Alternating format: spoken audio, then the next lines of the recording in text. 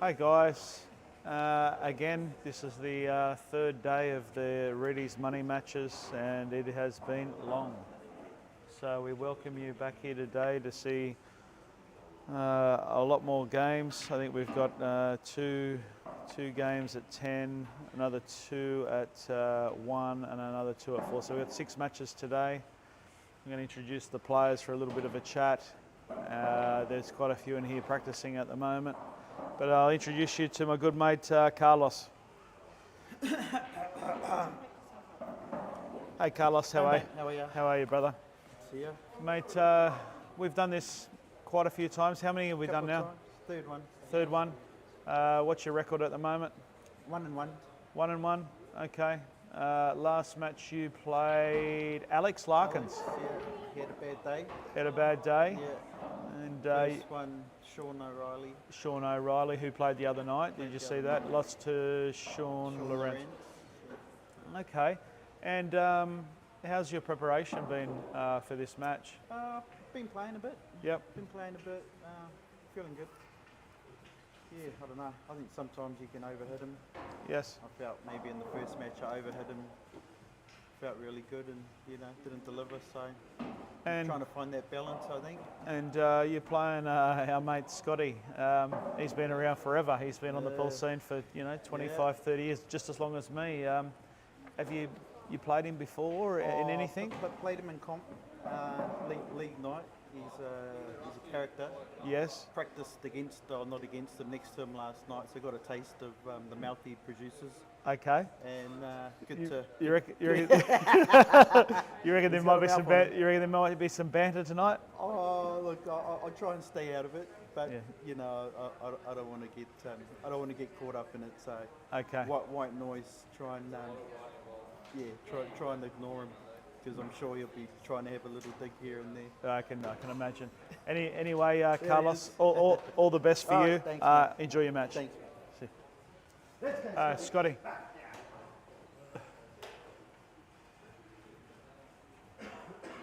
Hey Scotty, how are you, mate? I'm good, thanks, mate. Good to see you. Good to see you. Well done yesterday. Thank you. It's great to have you on our card, Scotty. We love having you, and you're a character of the game. What made this match? How do we get this match happening?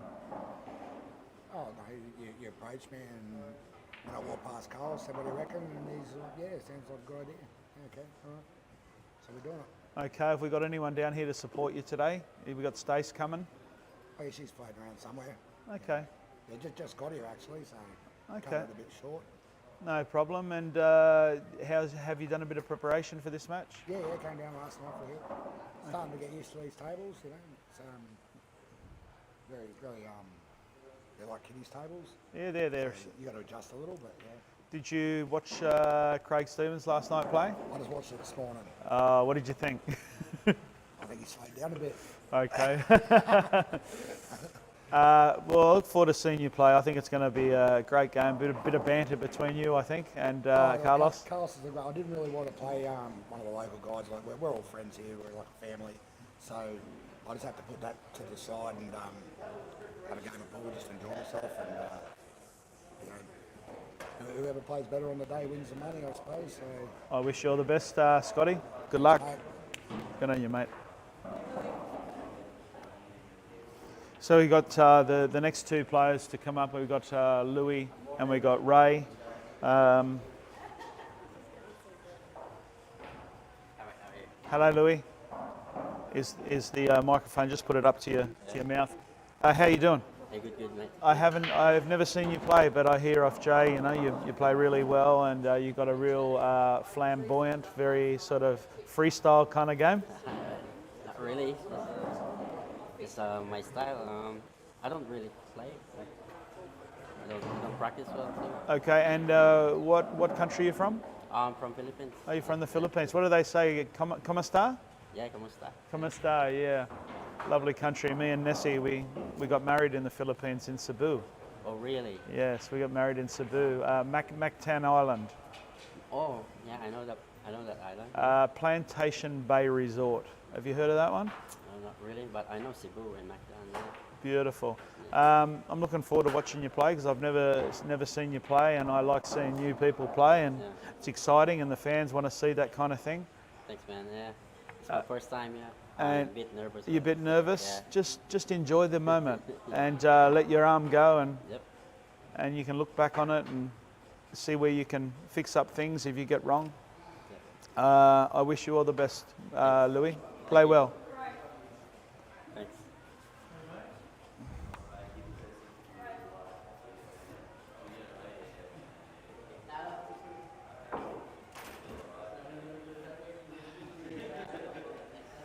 How you going, Reeds? Raymondo's. What's going on? Mate, I don't know your opponent.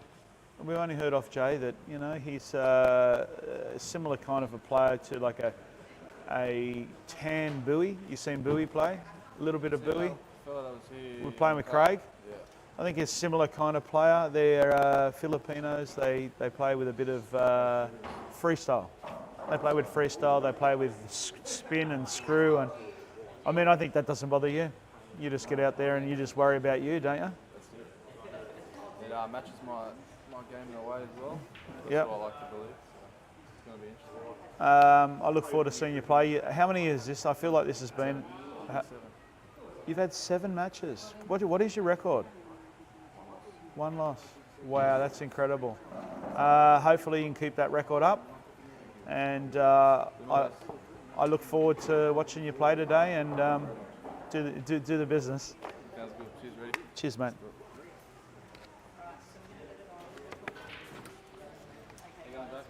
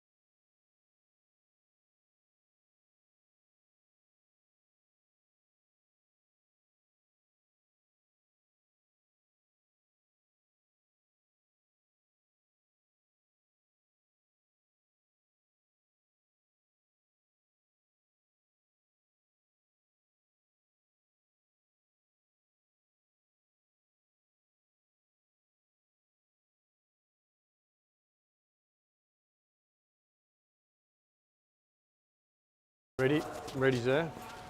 Morning, everyone. Welcome to the 10 a.m. session on Sunday. I'm muted, okay. Okay, sweet. Morning, Reedy.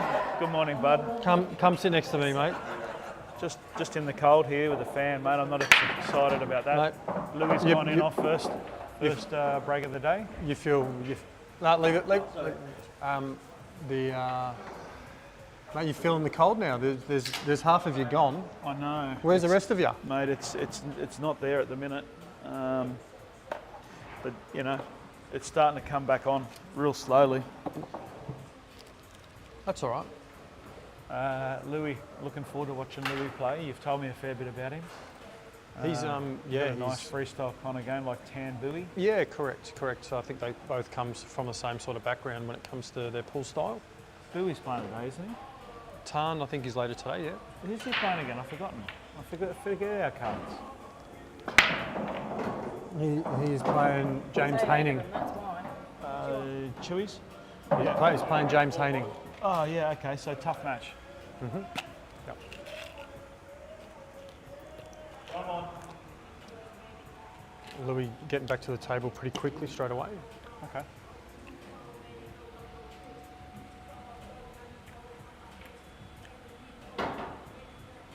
This is Brent. I'm more nervous doing an interview than when I am playing.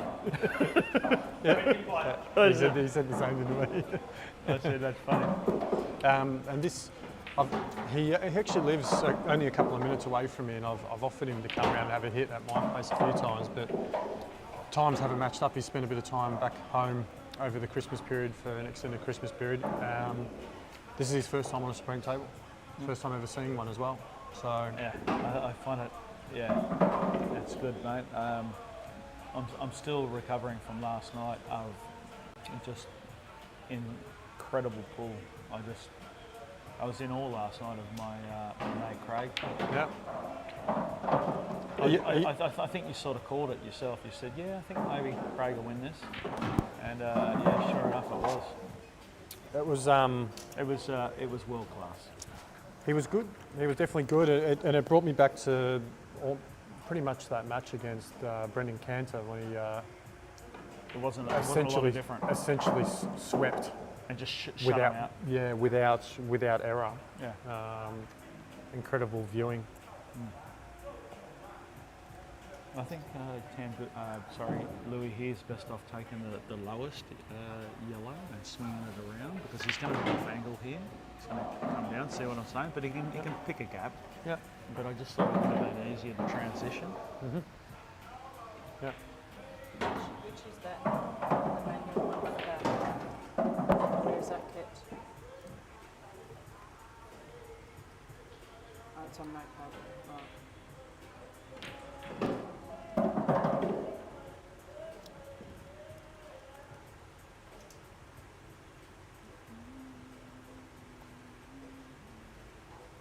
They all should come up there for you. Yeah, they're there already. Just in case.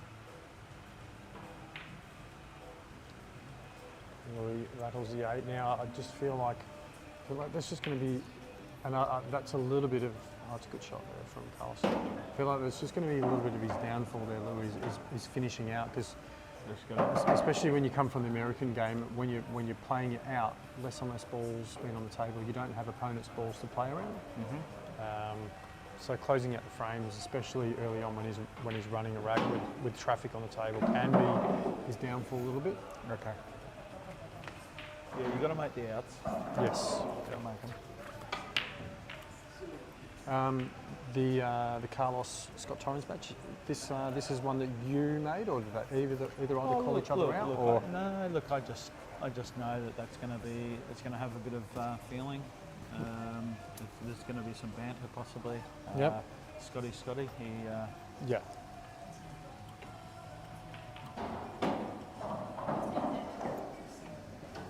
He's played a number of these now.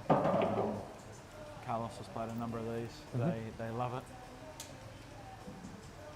You've had a few yourself. Yeah. I've had 3 now. 3. Yep.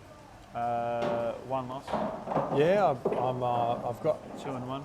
2 and 1 now. Yeah, I was shooting perfect, but sometimes I think you got to lose to regain the hunger. Not that I didn't have the hunger to win, obviously, but I think when you lose one, I think you're hungry to not let it happen again. I think you appreciate winning a lot more when you've lost.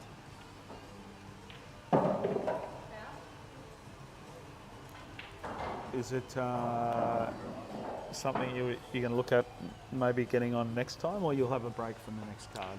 Is that it? All depends on how you're feeling. Yeah, I'm obvious, and I've been quite open about it to a lot of people, and obviously on my social media and things like that. And you know, mentally I'm not well, and that I think that shows on the pool table as well. You really lose the creativity that you need in pool. You get a lot of tunnel vision. You get a lot of clouded vision, and when you're not mentally in the right place, good shot there by Carlos.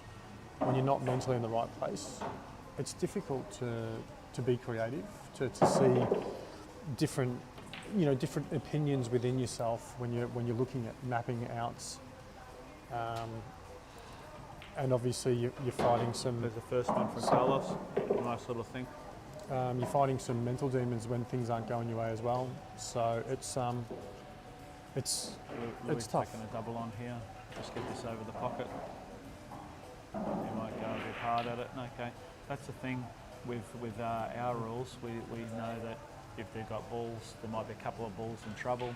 People that don't know the game don't think to put it right over and put the pressure on. Yep. They just sort of go at full blood. Mm-hmm.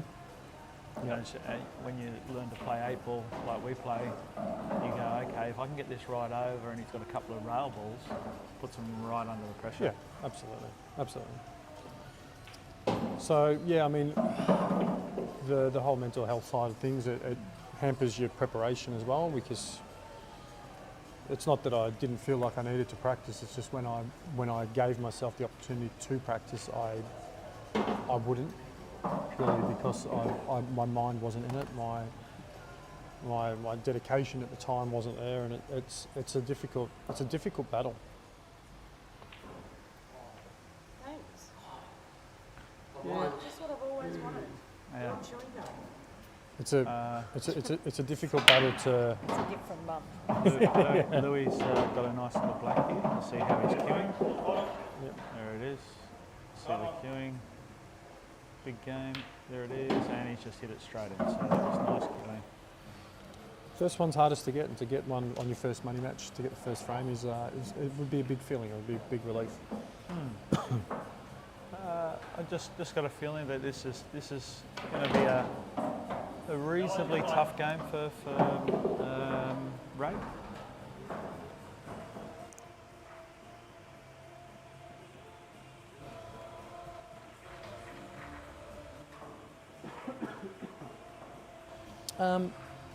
Yeah, look, I think Ray's sort of proved himself over Nice shot, the Carlos is queuing left the side. ball nicely. left side. Is that what you wanted? What side for scoring? Left side. Left side for Yep. Scotty. Yeah, no, for Carlos.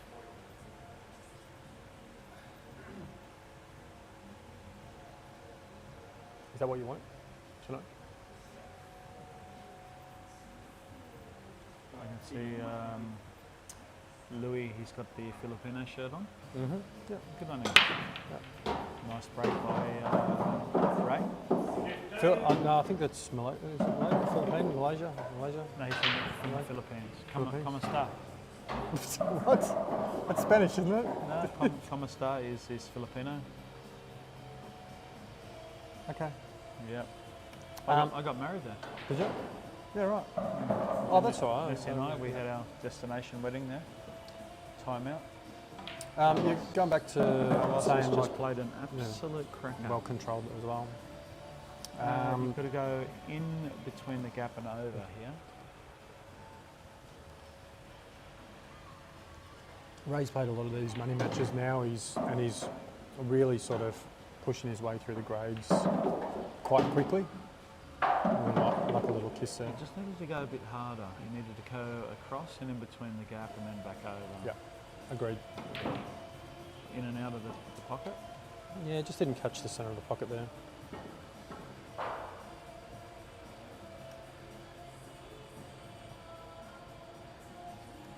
Yeah, so Ray's played quite a few of these money matches now, and he's starting to get a lot of experience in this sort of format.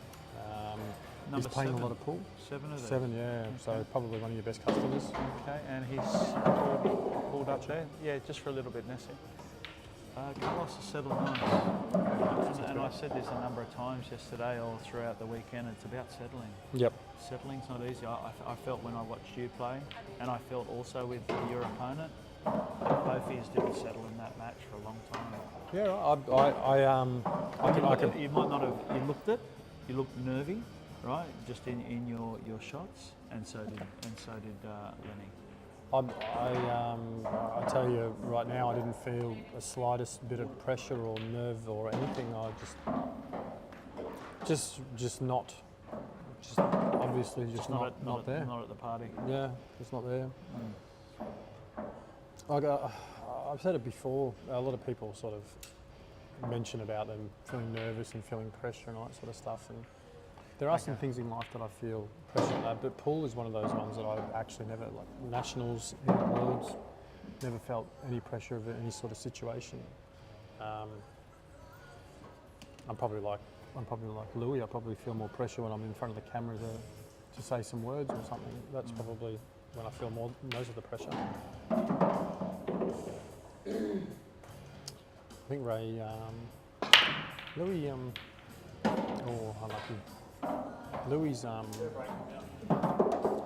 while Louie's sort of stringing balls together and potting balls together, he's got to the table twice to pot out through errors from Ray. So Yeah. I don't think Louie's running away with it or looking like the most accomplished of the two. It's just a couple of errors here and there.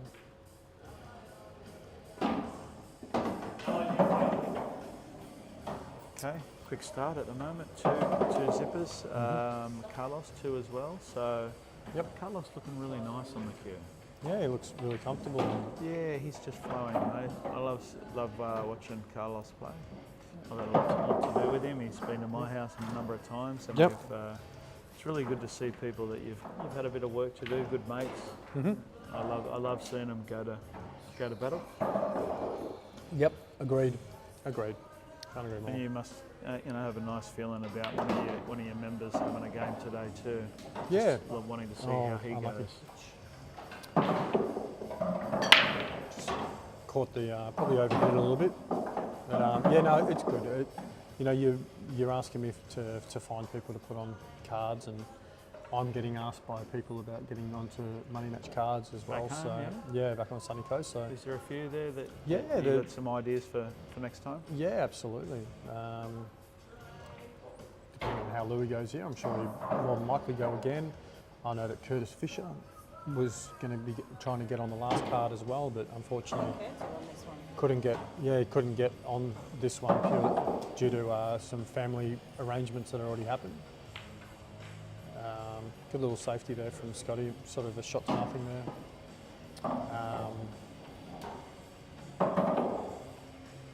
I think Andy Marshall might be interested in a match at some point as well. Maybe Marshall. Okay. Yeah. Well, I got hit. Oh, straight in and out of the. Yeah, that's the centre pocket there, which Yeah. That's what if you don't have the experience on these I tables. just don't like that part of our Oh, wow. game, because I mean, you hit a ball into a pocket, it's got to accept it, and I'm sure that went straight in, and then they just go out. I hate that about these tables. I think you've got to look at it both ways. The only reason that you're disliking it is because we've played on our Australian tables that take that sort of stuff. Where Yeah. if you've been playing On these like your in whole England life. on these tables from the beginning, you know that this is how they play. They probably come here and think they shouldn't pot like that. You can actually openly play and pot hard at the centre pocket, but you shouldn't be able to pot them like that. So they're probably thinking the opposite.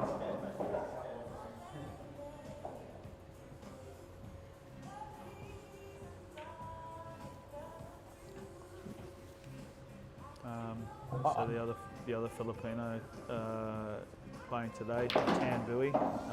Tan Bui. Yep. So we got Louie and Bowie today. Yep. Louie and Bui and Sui. the three Louie Buis. I love seeing new blood. Yep. I really love it. I like seeing their styles. I like seeing creativity. I like the freestyle part of it. Yeah. I think And we sort of there looked at each other in a bit of awe every now and then. Not when many Tan people. was playing. Not many people want to watch Brent Reed play. Middle ball tappers. Middle ball tappers and Ishinoras that take 25 minutes a frame. Is that what we took? Yeah, I think there was a I mean, over 20-minute frame there for one. I had a few people come up to me the next day and said, I love watching you play because of the strategy side. But that's a few people. Okay, so you think about the rest. Yeah. Not many people are into that style of pool. It's quite boring to watch. It's well, yes and no. I mean, I think they're the traditionalists. They're the people who like Test cricket. They're the people, they want the Test cricket over the T20 cricket. Yeah. But I prefer the T20 stuff. Yeah. So you like the crash and bash, but Yeah, you like to play middle ball tappers and. Well, I am a middle ball tapper. I've always been a middle ball tapper. Yep. I can sort of do the other stuff, but it's just that it's pretty much ingrained in me, you know. And I have to change because I get left behind. Everyone artist has had to change. as Scotty. well. Okay. Yeah, look, I agree. I see a lot more freedom in your style of play when we practice with each other, and you pop phenomenally. You got good positional play, but you obviously have your style when you play. Comp. Yeah. Well, I think at the end of the day, I've always been told or heard that it doesn't matter if it takes you 44 snookers to win the frame. So as long as you get the winner. Yeah, win. Okay. I don't care how we look. I don't care. Don't have to win pretty. I don't care if I've got to tap up where it's 90% chance of winning. I'm going to tap up because I want the win. Yeah.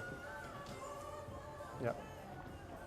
And I think there's a healthy balance there as well between being defensive but being attackingly defensive. You can be but too. also attacking. You can be too defensive, and I think you'll find you seen a bit of my pool on the Friday night that I went 1 or 2 shots too defensive. Yeah. Yeah. Well, that's all right. I mean, that's a heat of the moment battle. You're weighing up your options at the time of how you're feeling and what you think is best, and you can be forgiven for choosing certain options sometimes because you feel like the scenario and, as you said, like the way that you're feeling inside calls for it. So, yeah. I think different circumstances, how much the game means to you, whether you've had 2 or 3 losses in a row, or you've had 5 losses in a row, or you had 5 wins. It's a very emotional kind of thing, Paul. And you have to have your head right, going into these events. How much money the money means to you, whether you've got money, whether you don't have money, whether you're playing for everything. There's so many factors. Well, and you say it right there because sometimes you get to a point where the fear of loss can take over your ability to succeed. So you're so worried about losing, you're doing everything you can to stop yourself from losing that you take away the ability of winning because you're not pushing for the win. You're trying to stop yourself from losing. But look, the right mental attitude in this game, I think, was shown last night in the main event from, even VJ, Josh, the way that they attack it, their confidence. I think that's the way you should play. And even Evernatus, who's got a good variety of game, who's more on the middle ball tapping, but he's got both styles. He can create outs. He creates too. The way to play this game on these 6-footers is a more attacking breed. It's 100%. And the way Craig attacked it last night, and his mental attitude and the way he goes about it is how I think it should be played. Yep. Look, I agree. I think maybe different a little bit on the 7-foot. I was talking to Alec last night, and the 7-footers, they're a different game. The rule sets have changed. Alec doesn't like the new rule set. He says, he's not a fan of it. Prefers the 7-footers. But I thought Alec played quite well last night. And I think if I don't have a chat with Craig, I took him aside because I know him very well, and I said, mate, you've won 1 out of the last 7. He built up a lead of maybe 12-4 or 12-5, and next thing you know, it's like 15-13 because he was fatiguing and he'd lost concentration. He'd spent a lot of energy early, and then all of a sudden Alec came back at him hard, which Alec does. Yeah, absolutely. But then I thought Craig needed to be told.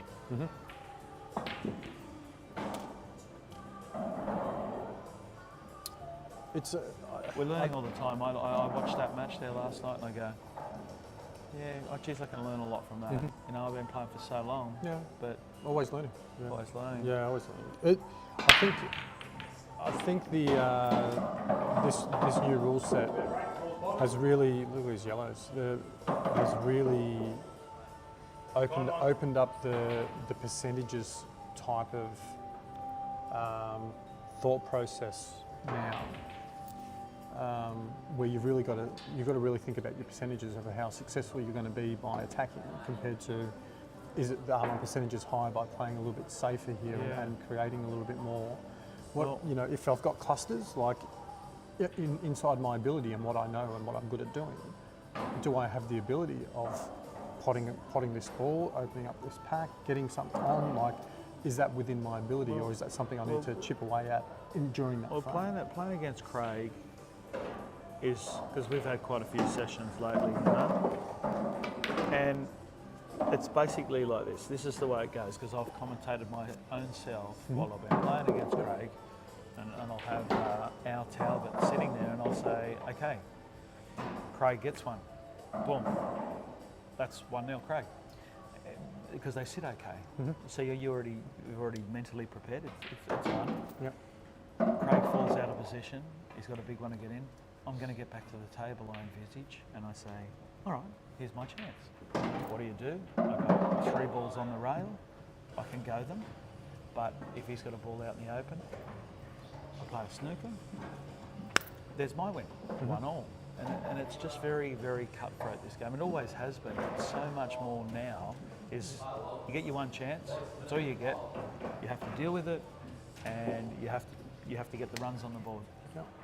And I mean, a lot of people don't. They don't really see, especially early on when they're not really.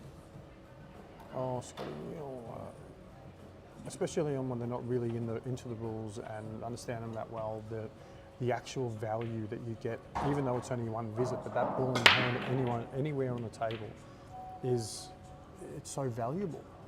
It can change. Can you change the scoreboard up there, please, Dale?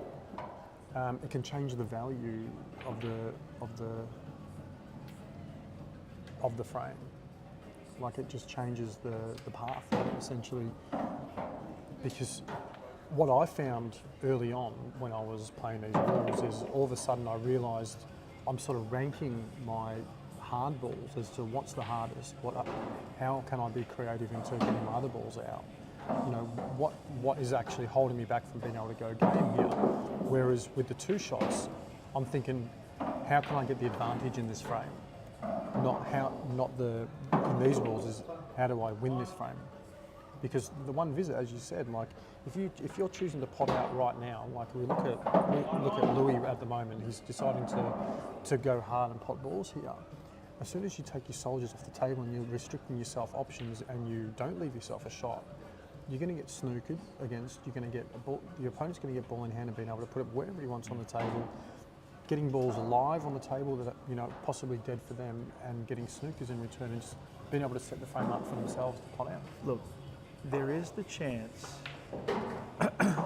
and it's quite high percentage, that you can play a race to 11 and there's not much safety at all now in these rules. Whereas I would rely on a lot of, like, my game again. I was playing against a person the other night who was. I almost met my match for it. He loved the tactical side of things. Yeah. But I can play against. I could have a match, like a format that I'm going to go into a match that I'm going to have a strategy where I'm going to go in, I'm going to try and play Craig, and I'm going to play real safe against him. But the thing is, he's potted out his first 3 breaks. And then I've gone dry 3, and I'm 6-0 down, and I'm thinking about safety. it doesn't work. Does Yeah. that make sense? Yeah. You know, you're thinking about safety. Yeah. And then when you do get your chance and you try safety and you stuff it up and you go, wait up, I'm 7-0 down and I've got this safety strategy, but wait up, I have to change that now. I'm 7-0 down because I'm only playing a race to 11. I need the pot. so it throws you a little. It does. Because it can slip away for you on these tables. Yeah. Yeah. Because it just, while we've been chatting about this, sorry, keep going. And this is why, as a player who's been in a long time like myself, needs to evolve. And when I play blokes like Craig that are fearless, that, mate, you're doing a lot of sitting down and you're doing a lot of watching. Yep. Because you're not getting balls. They're out. Yep. If they're getting balls at the break, they're out. Yep. And when you do get your chance, you don't have to go. You just got to still play pool, though, Jay. You can't just go the out because, wait a second, he's gone the out and he's missed. He's got 5 or 6 of them. You've got 5 or 6 of them. You still got to play the shot. You still got to play that safe shot to get the snooker. Yep. And then put it away after you've got your. Keep talking. Put it away after you get your opportunity.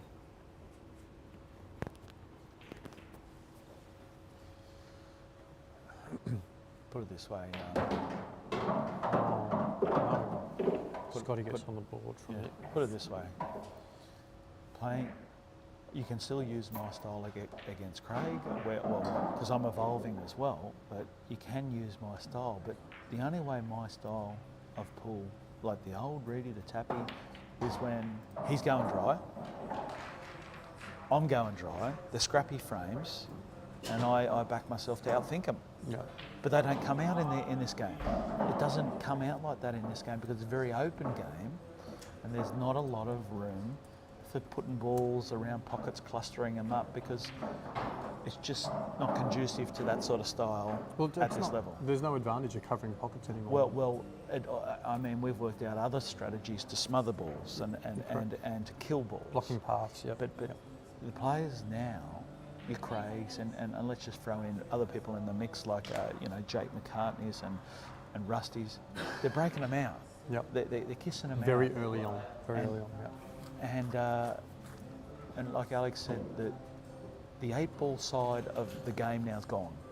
The 8-ball side of being able to hang in as much is gone. It's more attack, and defence is a small part of our game. Yep. It's there, and it'll always be there.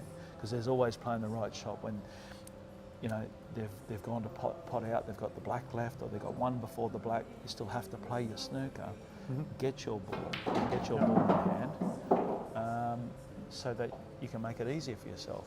Yep. There's no, like I watched last night, Craig, and it's just his style. When I thought he needed to play a snooker against Ali, guess what he did? He didn't play one, he kept going, but guess what? He's happy to sacrifice a couple of frames doing that out of all of them, because that's his style. Yeah. And I think what you're saying, it sort of resonates right now, the Ray versus Louie frame. Louie's decided to go game and the attacking style, but left a hard ball right until the end. Yeah. To break it out, and he's turned the table over, a nice open table for Ray to put out. There's a mixture of you're going to get some, you're going to miss some. Yep. Okay. And I think Craig's like, well, yeah, you can play a snooker there, and I'll probably win the frame, but I can also get them as well. Yeah. And guess what? I might miss that one down the rail, but I also might get it. In fact, I am going to get it. I'm going to win the frame instead of playing the snooker. Yep. And leaving the opportunity for him to come out of the snooker, none. Yeah. Yep. 100%. 100%. See, we got any viewers? Anyone want to have a chat? 48 viewers we're running at the moment.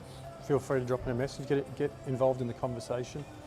Let's talk some potential money matches coming up. Anyone who I had a a message this morning of Trent Bickle, who wants to play your man from Clayton. he wants to play Clayton.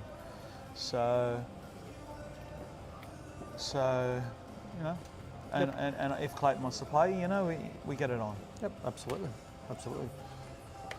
I know there was some names thrown around last night. I know Some of the Jamo. higher class ones. Yep, Jamo was thrown around. He wanted to play me, wasn't it? Yeah, he put himself up against you, a Rob Bowen. Craig. Rob Bowen versus Craig. No. Rob Bowen versus Craig Stevens and Temujin Dixon versus a Rusty Wheeler. Did Temujin want to play that? Yeah. Or I don't know. Spoken to him. No idea. I haven't spoken to him. Clever shot, but again, taking soldiers off the battlefield here Look, with table control. I Is love tough. the elite guys, but my favourite's the non-elite. Yeah, I like your Jay Windrosses and your no, Lennon. no, you're elite. But I'm saying I like seeing Louie, Yeah, and I like seeing Tan in it. yeah. I like seeing the emotion. Yeah. Oh, look at this shot. Look at this shot. Everyone, I've grown up in this pool scene watching the best, Yeah.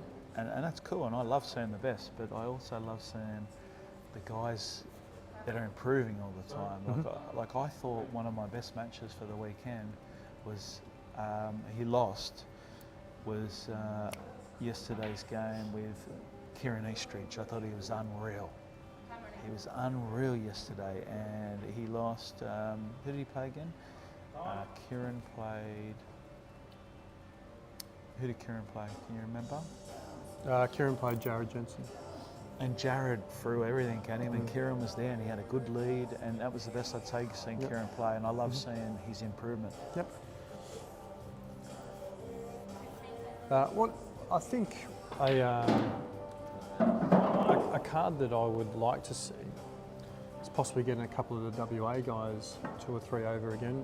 Like Judgy came over and possibly seeing like a Ron Kelly, Craig Stevens, a Rusty Wheeler, Nathan McMahon.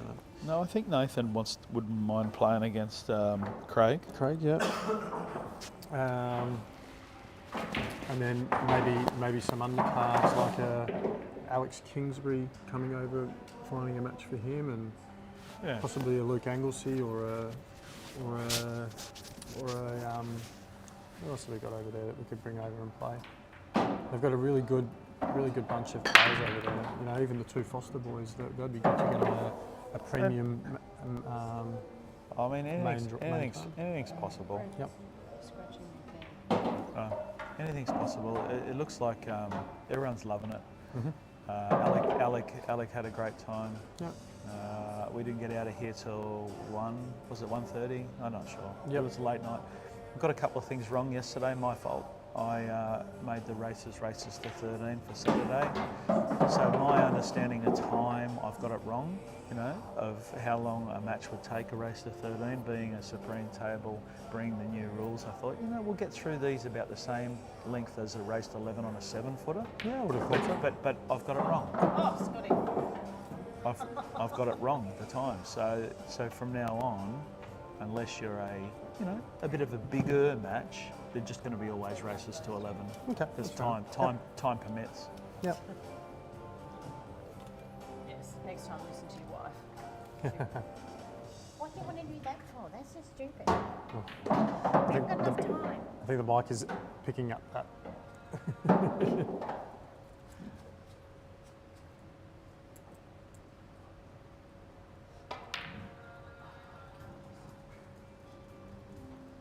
Look at this, good thinking. Clever. I thought he was going the pop there. I didn't think he was going the safety. Yeah, poo. Poo. Great shot. Oh, you're taking photos. I just need your phone for a sec.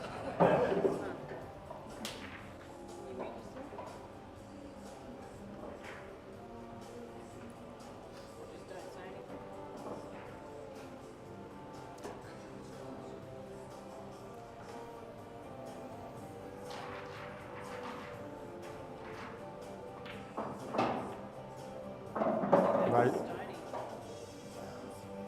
Barney versus Stones. Yeah, well, I'm pretty sure they had a bit of a rematch Barney's over in WA at the moment, and I'm pretty sure they had not an official rematch, but they definitely had another hit out with each other, which was VJ and Bubsy. Look, I don't think that'll go. I don't think that'll go ahead. Just don't think they're sort of in the same category at the moment.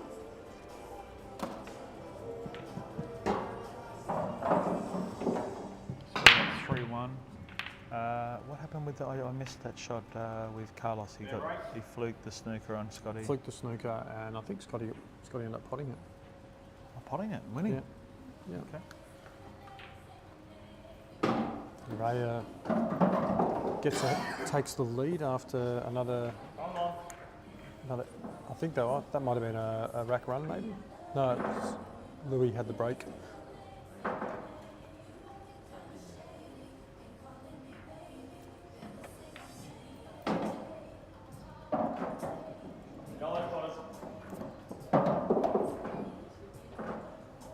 I mean, you were talking about possibly getting a couple of guys from the UK, Declan Brennan, Scott Gillespie.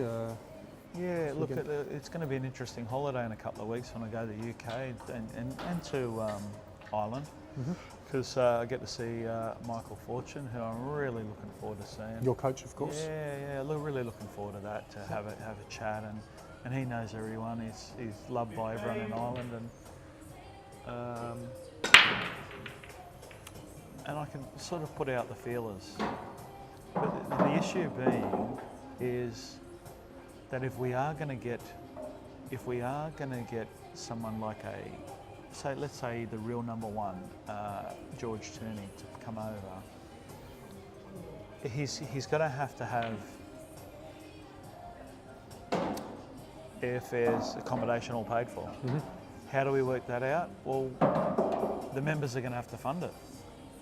Or we find a venue that would house it and actually front up that sort of stuff to bring the people in for it. And that's cool, but that's what I'm saying. The viewers have to fund it, or an establishment has to fund it. Yeah, they're not coming over for nothing. Absolutely. They're just not going to pay their airfares. No. Okay. They look at it as a holiday, and then it doesn't matter after that, right? They'll play the game. They'll have some of their own money on it. But someone like a George Turney, a Declan Brennan, I can get them over, and I've got a venue to play it at. Yep. I wouldn't play it here, right? I could play it here, but I can. Like a Tats. Yeah, Tats, and I've already been told that he'd put up money and he'd have sponsorship money to cover airfares and stuff for a big event. You know, mate, there's no reason, and we haven't looked down this path at having a small pay-per-view on a big card like that, of having someone of Tom Cousins' level or Declan Brennan, right, a one-off event, and they might only happen once or twice a year, and you pay $10 or something to view it or something, you know? I mean, yeah, we we've haven't- had once or twice a year, but even like once every year or two. Like once or every year or two, and we have a really stacked card. And the venue does really well out of it, and we pack out Toowoomba or we pack out the Gold Coast with just 10 elite money matches. So not the ones that I enjoy, but we've got Tom Cousins playing against Declan Brennan. We've got Mark Boyle playing against Liam Dunster. Things like that. But they're not coming over for nothing. Yeah. It's all got to be paid for. Yeah. How do we put that together? Well, that's your job. You weren't looking at Nessie when you said that. No. Your job is you're one of the best organisers I've ever seen, and you just know how to put things together. I can get the players. I think we've worked that out, but you know how to do the stuff that makes it happen. I'm feeling a lot of pressure here.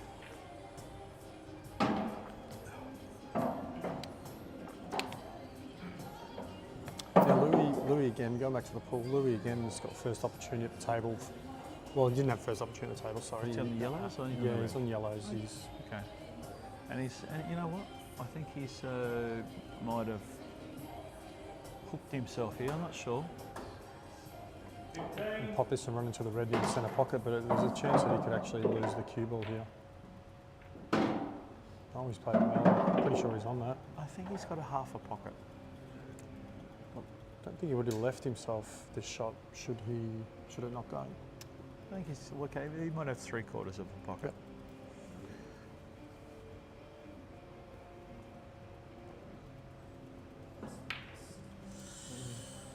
And again, like a couple of frames that Louie has lost, he's missed the last ball, missed the 8, and given Ray an opportunity to play janitor role and clean up.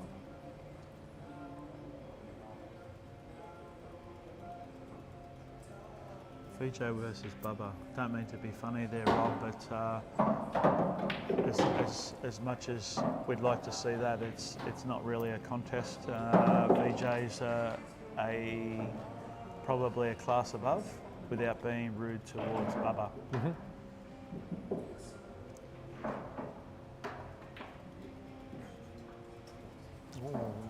Got a backup result. Hey, Rob, come down and pick up some money today, mate. Well done on your little win against Craig and Alec. Rob Ellis had a little financial investment, little flutter Yep. on a 1C Stevens. on a Stevens. So he had a bet with Andrew Costello. They had a little 100-y, Little cider. side wager. Yep. And so come down today, Rob, and come and have a game of pool. And if you're available, maybe even get some coaching off Jay.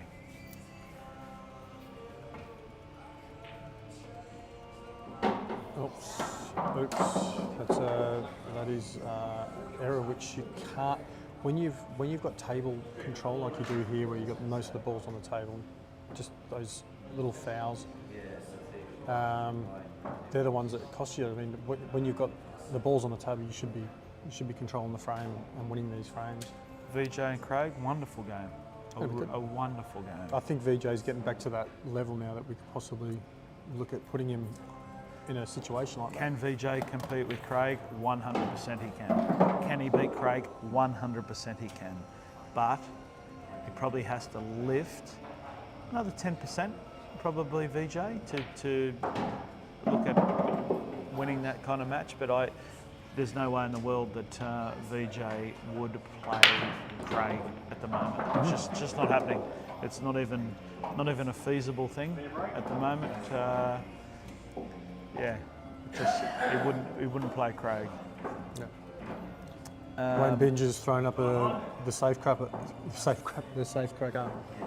Shane Thompson versus a Rusty Wheeler. Yeah, and Rusty wouldn't play that game. No, he wouldn't. Wouldn't play, and the safe crack is just too good. Safe crack is too good. But the one that everyone would want to see if you look at a bit of Facebook is George Turney and Rusty. It'd be an absolute blockbuster it'd be a laugh. Yeah, well, it's entertainment, not for pool, but for entertainment. No, but for pool as well, because no one's watching it for the pool. Haven't you seen George play? Absolutely, I've seen George He's an incredible pool player. He can play. Without doubt, he can play. But they both can chirp. I'll tell you who I've got a pretty good relationship with is Mark Boyle. Okay. Yep. Who's a wonderful player from Scotland, one of the best in the world, and I'd like to maybe get him. Barney says hello. Been a great card. He's going to catch you in the UK. There's Barney, hey? My good pal Barney, my partner, doubles partner. Hello, Barney. Looking forward to it. We've got to get Barney on a match too. But we don't know where Barney's going to be after England, whether he's going to be playing much or not. But there was always talk of him and Rusty, and maybe that can still happen as well. What about a Barney and a Craig Stevens? What a super match. Craig would play it. Absolutely. He could play anyone in this situation the way he's playing at the moment. No, I think don't think Craig he turns down anyone. I think Craig just backs himself, mate. I really like his confidence. Another great match would be Michael Cassiola. Cacciola. Yeah, him and Craig.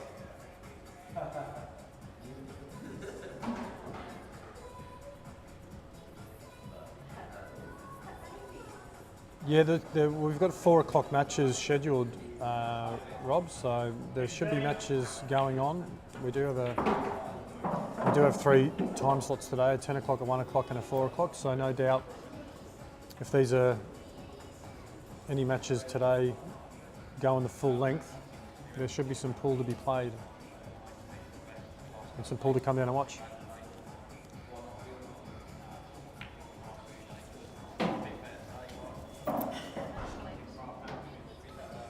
Yeah. Barney, give me your feedback on Everinatus and Craig last night, mate. It'd be interested to hear what you think, because I think I gave Craig a 9 last night, and I gave Everinatus like an 8.5. So, be interesting what you think, Barney. I thought it was a cracking match, and same with the other main event, Joshy and VJ. What a wonderful game that was. Both high class, high standard. Both matches essentially going frame for frame. I don't think anyone really jumped ahead too far. I think they were all within the same sort of amount of frames played around the same time. Do you have a shot of the weekend so far? I probably do if I can remember it. I can't remember what time I came in this morning.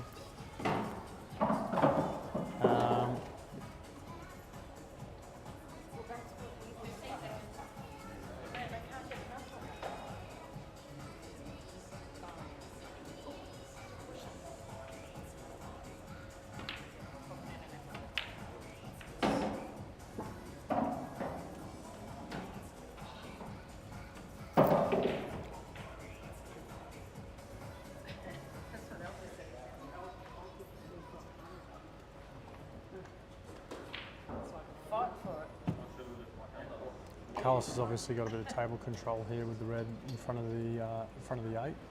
Doesn't want to be potting ball zone, because this once he gets control, once he takes his ball off the table, that red isn't going anywhere. You're in huge trouble, and in a betting kind of format here for putting odds, you're probably about $5, $6, $8 to win the frame on the reds. Right now, you're probably $20 to win the frame on the reds, because you're just in a bad spot. Scotty's got options here. He's got the yellow on the side rail that he can use just to pot off that red to open up the 8. Look, he's looking at playing it now. I wouldn't be ready. I would not be playing that one along the rail. That would be the one I'll be using to pot off the red to open up the 8. Okay. Yeah.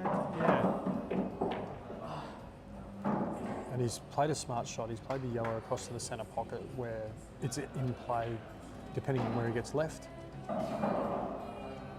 I didn't mind moving the one that you said not to move, but I want to get the full snooker on it. But yes, you can play it off there later. I'm absolutely. That's not bad. That's not bad. If he makes contact with the red here, he's got the yellow in the centre.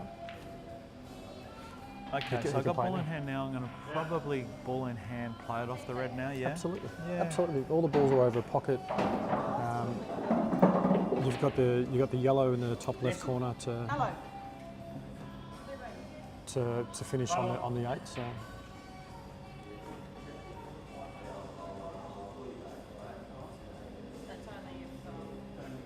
He's in a great spot, Barney. Yeah. Well said.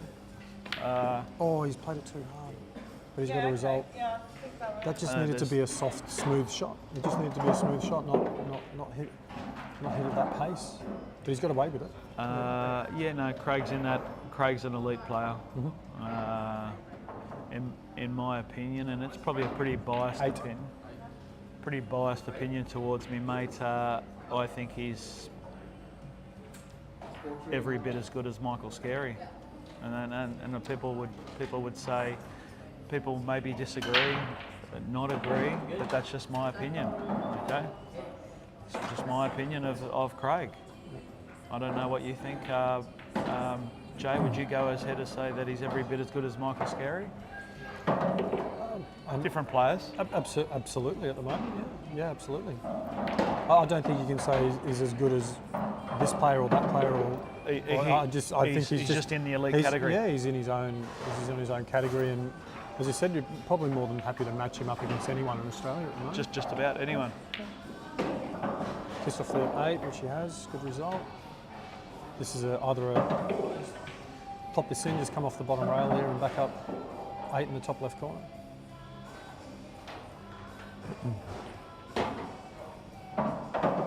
Closes the gap to... There's also another one that we could talk about is getting Singo over from... Simon Singleton? Singo over from New Zealand to play Craig at the moment. Singo to play any of the other thingies, any of the other boys. Lovely player, Singo. Oh, a very impressive player he is. Uses a 20 mil tip to 25 mil. 25 mil. Almost like the butt end of a cue. It's a baseball bat he uses. Don't know how he did it, mate. When Barney first come to the coast, I watched him play with the 9-ball cue, and I thought, who's this bloke? I knew him, but I thought, how does he play with that? Taking the P1SS. And he showed me that you can play sensational pull with those big tips. Yeah. And Barney's was only 12 mil, not 17.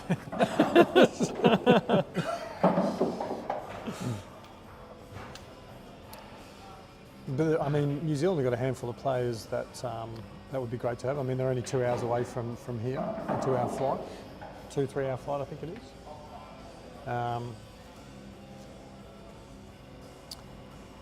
Yeah, look, Jamo did throw a couple up last night, Barney, with Rusty and Tam, Craig and Rob Bowen. So we had a few that we could look at. Jamo and a B Reed.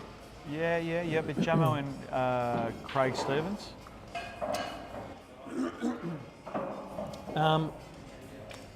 3 hours from Auckland, yeah, look, it's I don't know whether Jamo play that or not. I don't know. I absolutely don't know. He'd take that on. They've got a bit of history there where they've played each other. Yeah. Nice shot by Louie. Louie doing suey and buoys.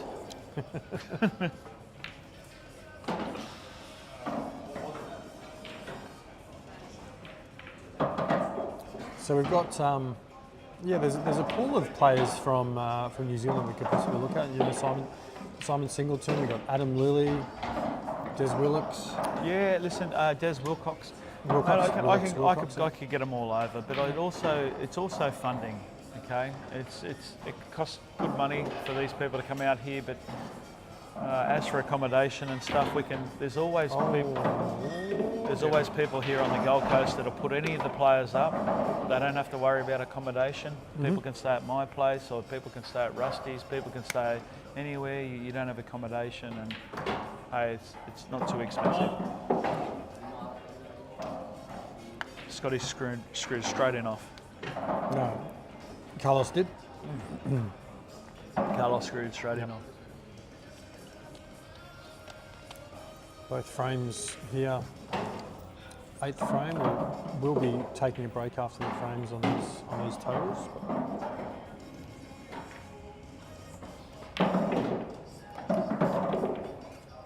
Trans-Tasman series. Trans-Tasman series, yeah, it'd be great. Nothing wrong with doing one-off events, Jay, where we pick 4 from the Gold Coast, 4 from Victoria, 4 from SA, and do a money thing here where a little state of origin. Yeah, a little thing of all the states. A little bit different to a nationals, and it just goes over a weekend. Okay. You know, there's all sorts of things that we could do in the game. The game's growing. It's big. It's. I think we're seeing people are happy to invest a decent amount of money for return now, to get a good return back.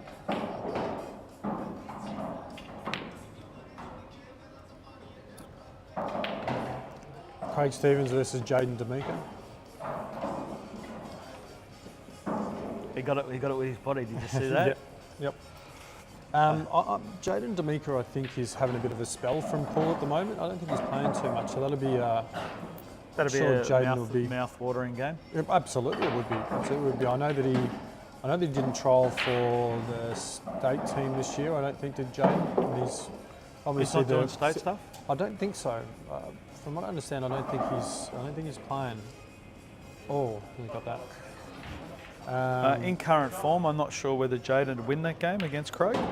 But then the reason being is if you're not on the table, Yeah. how are you going to compete? Yeah. So, Look, I could be wrong. I know that Jaden did play against Alec. I think it was Alec, just helping him with some money matches, just for some small money. But I don't think he's the current South Australian captain is Jaden D'Amico, and I don't know if he's. I'm pretty sure I heard last year when we were down there for the match in the 9-ball match room and Empire that he was going to be taking a little bit of a break away. Table 1 will be going to a break.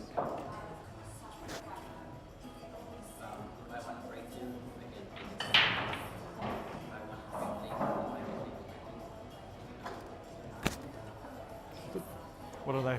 4 alls? No, Louie's up 5-3. 5-3. Okay.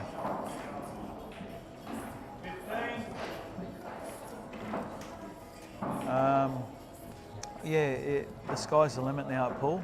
If we were talking about this, 10 years ago, or not even 10 years, maybe 5, 6, 7 years ago, and we said we want to do 1,000 on this person, we had 18 matches this weekend of ridiculous, $50,000 more than $50,000 worth of, just some really big money. Don't know So where really- that $1,000 went there, Nessie.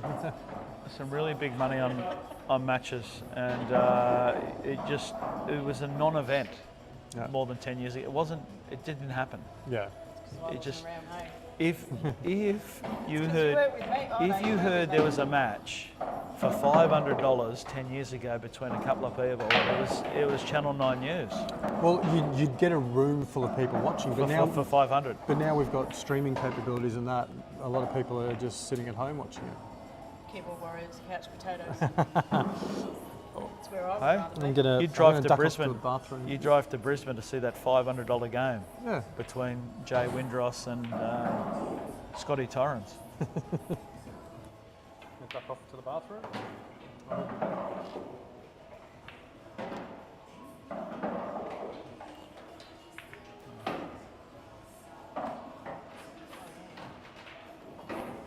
Okay, Scotty trying to escape a snooker. Oh. Great effort, Scotty.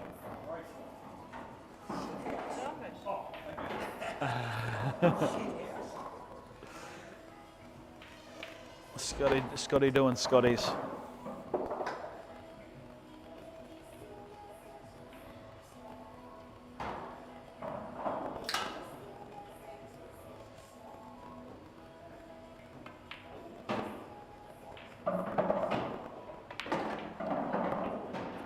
Carlos has left himself a nick to the right corner, his right corner, my left.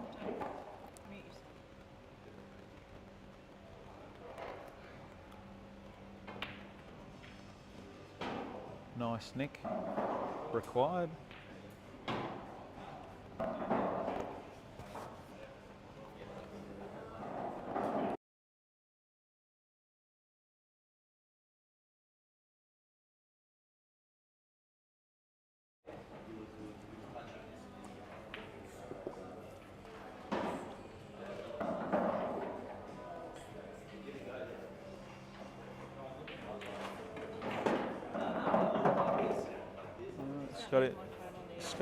Scotty's got himself a shot. He can either nick it into the middle or take it up to the top.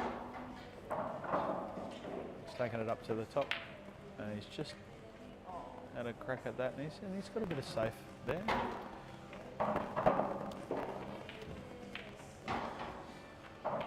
Carlos got to make a decision whether he wants to play a bit of a safe shot or have a crack for the double for the corner. Yeah, He's just it is good. Just got to get that up on my Touch. iPad. Oh.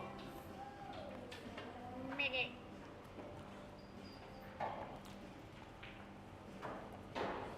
another tough shot left here for Carlos.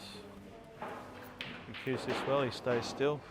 Scotty and Jay, welcome back, mate. Where's your little thingy? I'm here, mate. I'm here.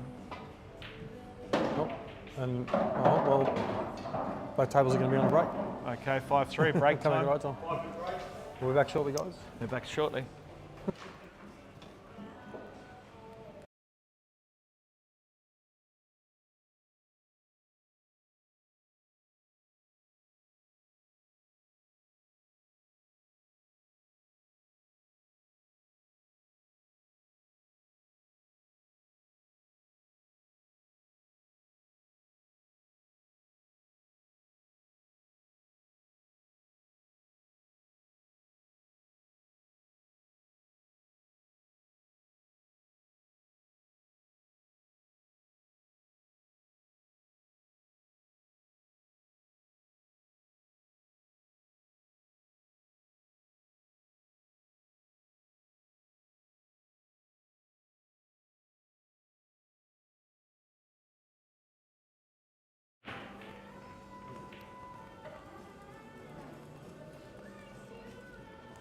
Good morning, Groovers.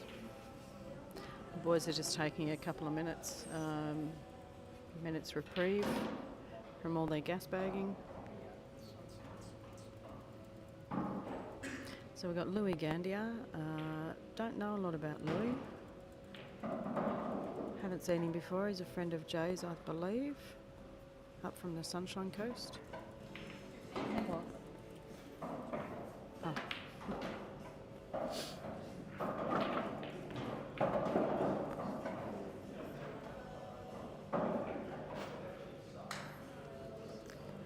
We will have a bit of a change in a match as well this afternoon, we believe. One of our 1 o'clock matches may not be going ahead between Clint Goyen and Joel Jobson. So we believe Joel may be unwell. So stay tuned for the updated promo photo for that one. Just once we get confirmation of that match change, and then we'll have Town Bowie and James Haining. That will go ahead at 1 o'clock today.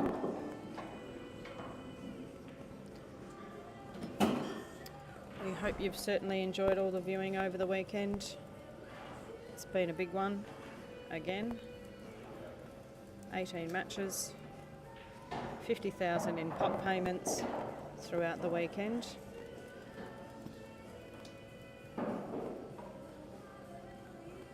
And I believe maybe our next event we'll be looking at will be around September, sometime in September, because the month of sort of August and October and July are very busy for us personally, so, and June's out because we're over in the Worlds.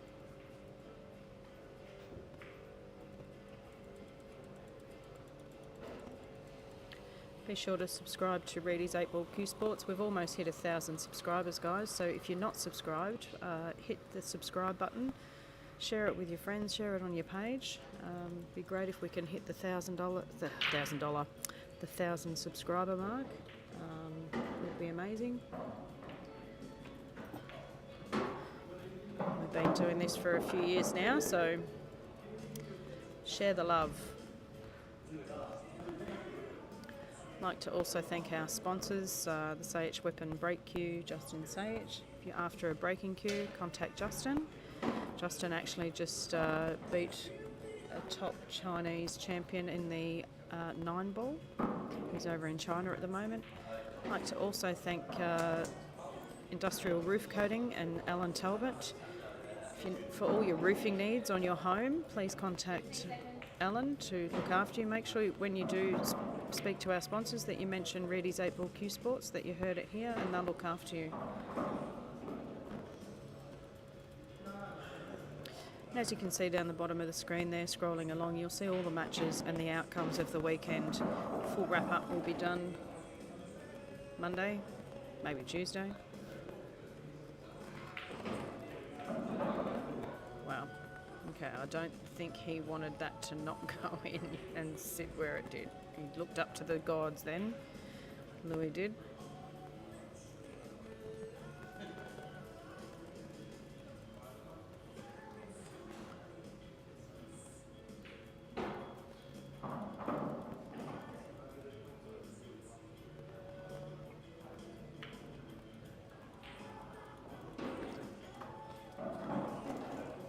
Ray's just killed another yellow.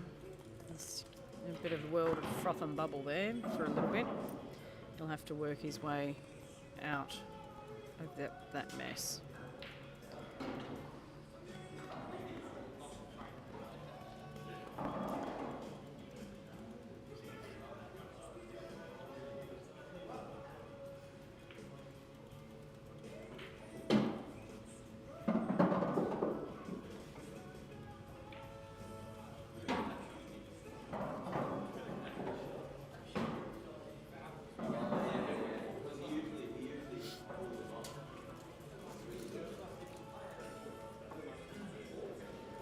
I'd like to give a shout out to Scotty's mum Gail, who's no doubt watching, and my girl Stacey, his partner. Not sure where you two are, but normally they're by Scot's side.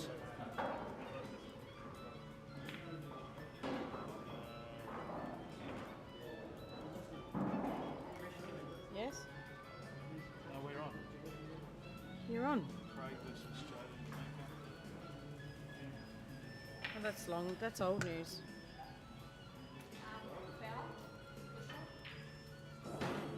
Did you get money from? A little bit. No, that's not it. What for?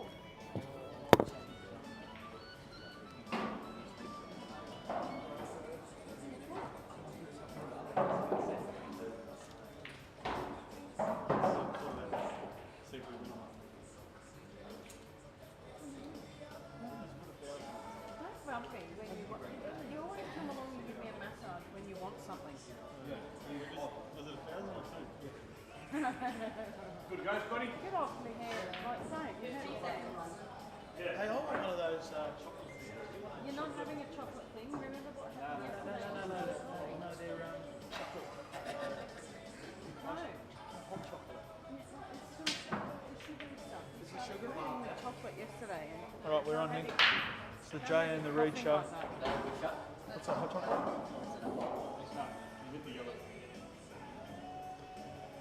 That's not hot chocolate. 2. Yeah, that's not bad, though. You can have a tea. Okay, here we go.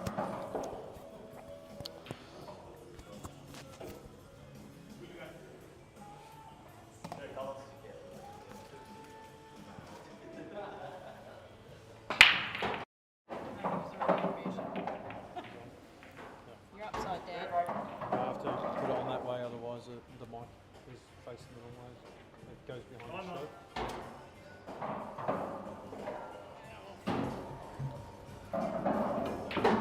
Right, we're back. The read. My OCD. Here we are back. We're back. And we're 53 in both games. It's a bit cold, that.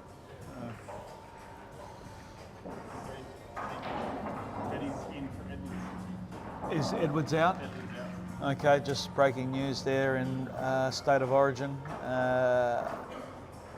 Dylan Edwards out, James Tedesco in for New South Wales. Breaking news.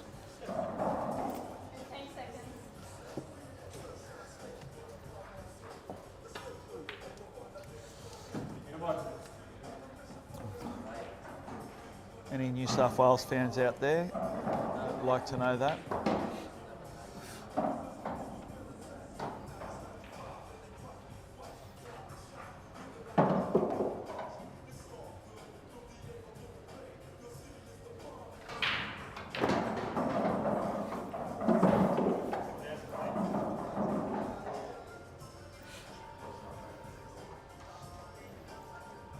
I'm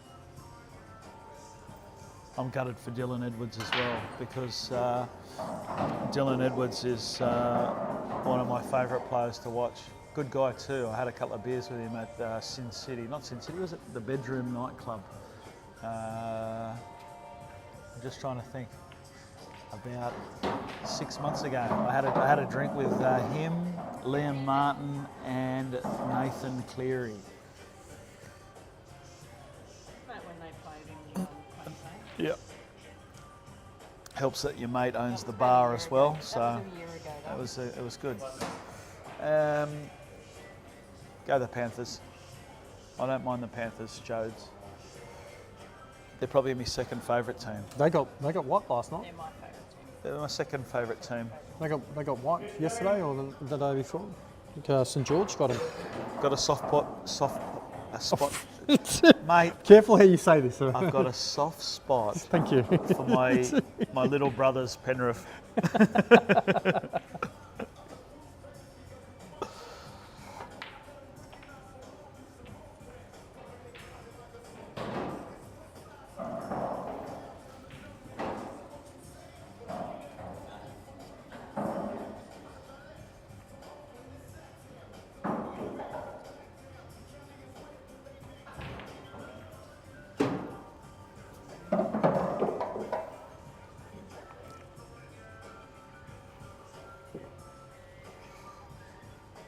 Hey, I was just thinking about, Be careful. No. Look, and I could do this because I've got a few contacts in the rugby league. What about putting an event on where I had some of the best players in rugby league in Australia playing in a pool event? And I don't know, it'd be the greatest to see, but we find, is that something we could do as well? I don't see why We not. could have. We're a hard road. Grub Oh road. yeah. I could get. Let's say we had. I don't know. Gufferson You're speaking to someone who knows no one in the rugby league. In rugby league. We could get him on the pool table. Would you like to see that? Would you like Well, to see we did the that. pool event where Nathan Cleary played against Gufferson on the pool table? I might get it happening. I could do it. The chin. You'll definitely be able to stick a cue on it. I know that Pockets did the same thing with a few of the Melbourne players as well. They got in. Like Clayton Oliver and a few of those guys. They had a game, so Yeah, I could do some investigating. We get some old timers like Matty Rogers having a game. Matty Rogers. Jeez, I do remember Matty Rogers.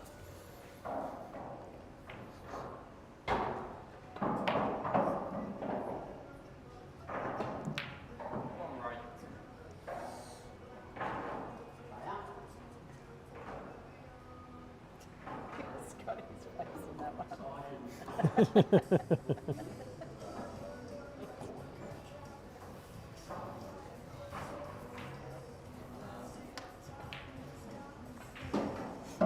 I think to get the rugby league boys, which I probably could get, it would have to be off season for sure.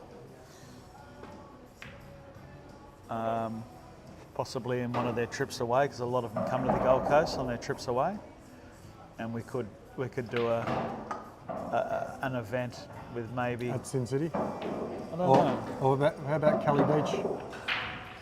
Put a table upstairs at Kelly Beach, next to the pool. Yeah, I'll tell you who I've had a couple of games with who wasn't too bad was what's his name? Played a few games with him. He was a pretty good player. Played for Titans. Jesus.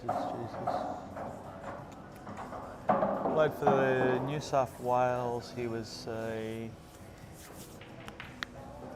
played lock, played second row. He was a bit of a grub on the field. Yep. I'm just trying to think of his name.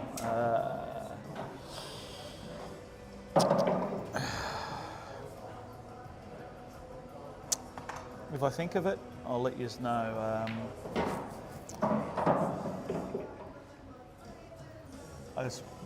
He played in the forwards, and he was on charges. No, he was on charges for maybe violence against women or something. I don't know. There for a while, he broke a glass over his missus's head or something. I don't know. Going back, he always in trouble. Greg Bird, that's him. Greg Bird. I've played a few games with Greg Bird. Wayne Binge knows. Yeah, Greg Bird plays quite well. He's a Gold Coast boy, so we get him.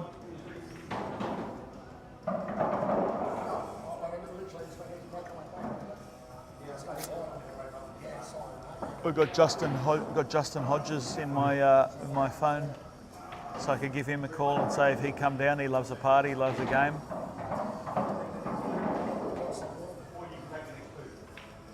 Rowdy Shearer loves the game apparently, Nick. So is that a good concept, Jay? Till we get Tells. So what do we got? Wait a sec, guys. We've got something going on. What's the rule on getting the break wrong? On who broke? That's too late. If it's already gone, it's gone. Yeah, but I took it as an even, but it was the other way around. Yeah. Okay, so what? I looked at the score and went, oh. Yeah. Well. So what happened? If you miss the break, you miss the break. It still goes on. Who So what goes happened in here? on the break, so. I don't know who's breaking. Yeah. Carlos the break. Yeah, I know, did. Yes, you're correct. And was the game He's got finished number 2. or what? Yes.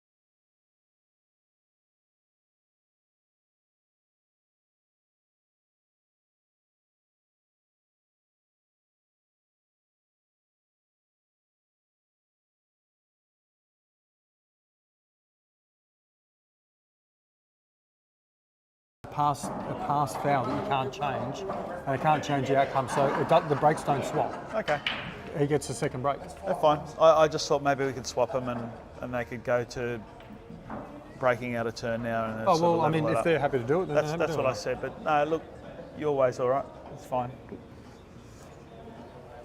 So we're 5-4 on the other table. I mean, whoever won the lag, if it goes to the final frame, whoever won the lag is going to get that final break. Getting back to some other things, I want to see more ladies involved. Yeah, look, Emily wants to have a game, don't you, Dale? You would like to play a money game eventually? Yes. So Emily Stevens, Michelle Goonan, is her name Goonan? yeah, you've got her up. She wants to play on one. Okay, I might be able to get Tanya Matthews back for a game, and that could be maybe an interstate game. Ouch. Suey McCord would be good value. She would be great value. Suey won't come on. She won't. She hates live stream. Probably won't play, but we might have to make sure that match is muted. We love Typhoon Q's. Rowdy Shearer loves the game. Yes, okay. Dale Shearer. What's happened here on What a table? great player he was. On table 2. Where's the table 1? Sorry. Hey, listen, have we done any? We just had a break. What's happened here? What's happened? Hey, Jay, Oh, have we done any just had a break. shout outs to our sponsors at all? Because I just looked at Typhoon. I don't think we've done much. I'd had. You've done it. You've done a little bit. Whenever I've had it. Can we get you to do that, Jay? All you have to do Please. is just read a few of those down there. Just have a bit of a chat. And All right. Well, we'll start off with Woody Q's. You got a Woody? Yeah, I've got a Woody, and most of my teammates on Thursday night have got You a got a Woody. Woody? I've got a Woody as well. Yep. I see a few guys walking around with Woodies. They go pretty well. I don't want to recognise that.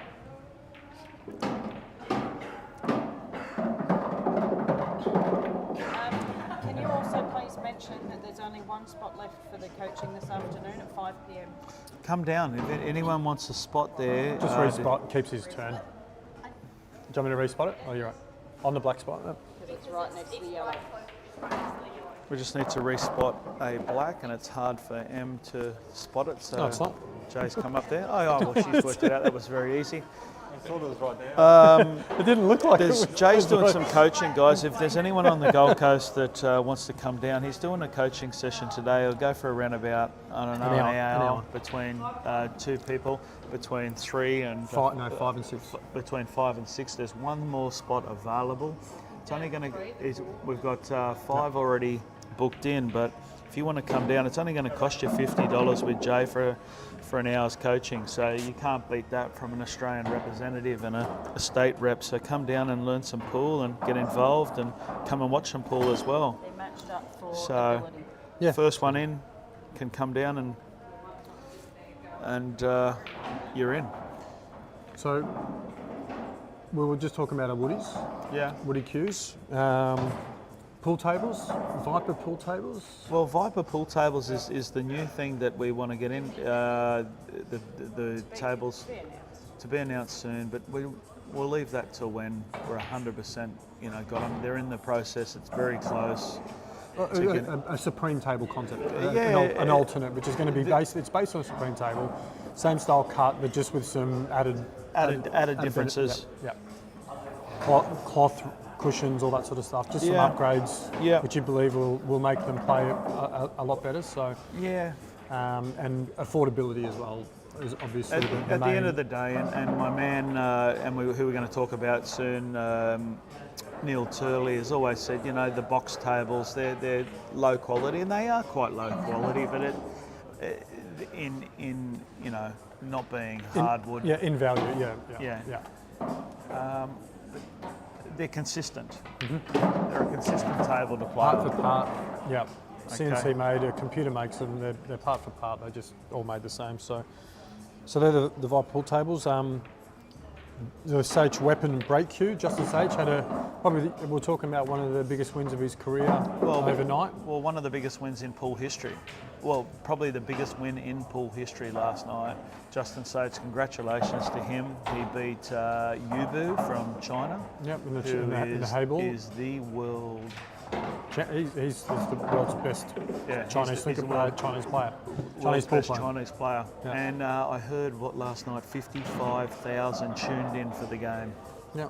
I put his interview on our Ready's Open too. Oh, so yeah, tune into the 55, Facebook page and you can see his interview. So, incredible. And obviously he's got his break cues for sale, and if he's happy to use his own break cues and he's beating the best Chinese player in the world at his own sport, then these cues are obviously, he knows what he's doing with his cues. So get yourself a Sage weapon break cue. I know I sold one for him last week. So Wally Lewis and Alfie Langer. We could get Alfie for sure. I've got contacts to get Alfie. A little fluff ball. I've got contacts to get Alfie. Snooker World, we have to thank Snooker World for taking us on this year. We can't thank them enough. The tables play amazing. They've been very hospitable when it comes to us being able to set up an arena style setup that keeps all the general public out and just the players in the area. So we thank you for that, especially Mark with his looking after us with the setup and keeping the tables in great condition, getting the balls cleaned every match. They've just been very accommodating, so thank you to Snooker World. Poolstat, Greg Johncock, thank you also for your help over the years too. Gold Coast Portable Homes. If you're looking for a home that you can throw on the back of your car. What Brett would have been looking for had he lost. Yeah, she reckons I was kicked out. Yeah, look, I probably would have. Oh, let's go in the centre bag. It's small. The portable homes, Gold Coast Portable Homes. If they're the big rage at the moment is downsizing and getting a smaller version of somewhere to live, so you can travel around and not have to worry about too much at home. So get yourself a portable home. PBC Injectables and Cosmetics, Vicky Q. Nessie you want to chime in there with Nessie got a plump Vicky? up the other day. Yeah, is she on there? Leave it, Brett. Just leave it. Thank you to Vicky Q for her help. Write up. Sorry? I'll do a write up on To Vic. do a write up. So, 18 hours or 24 hours on a plane, so I'm going to be doing a lot of ride-ups. so thank you, Vicky. Anyone who needs some injectables, cosmetic injectables, whether you want to get rid of some crow's feet or plump out the lips, maybe get the cheekbones. I've got the wrinkles happening on the forehead, and Yeah. it has been for a while, and the back of the head, and I've lost the weight. I need stuff done. The lips aren't as good as what they used to be. Yep. Are you going to get your lips done? I think I need them redone. I might have to go visit her again, I think. The old bottom lip's starting to sag a bit. Yeah, mine too. Mandy Stewart with Be Free Bookkeeping and Accounting. Anyone who knows Mandy Stewart, she loves pool. She loves being involved with pool, and she loves just helping people. She's one of those ones who, if she says she's going to do something, she'll do it 110%. Shout out to Mandy Stewart. I think I read something on her post this morning about some health concerns. Yeah, I wish her all the best. Battling away. So. To Mandy Stewart, we're all thinking of you at the moment. And we're behind you, Mandy. And we're behind you, and we love you. So shout out to Mandy. Thank you. Thanks, Mandy. Alan Talbot, who we've got refereeing on table 2, industrial roof. Anything you need with any sort of structure above your head, make sure you get in contact with Alan Talbot. He's a massive supporter of Reedy's Q Sports.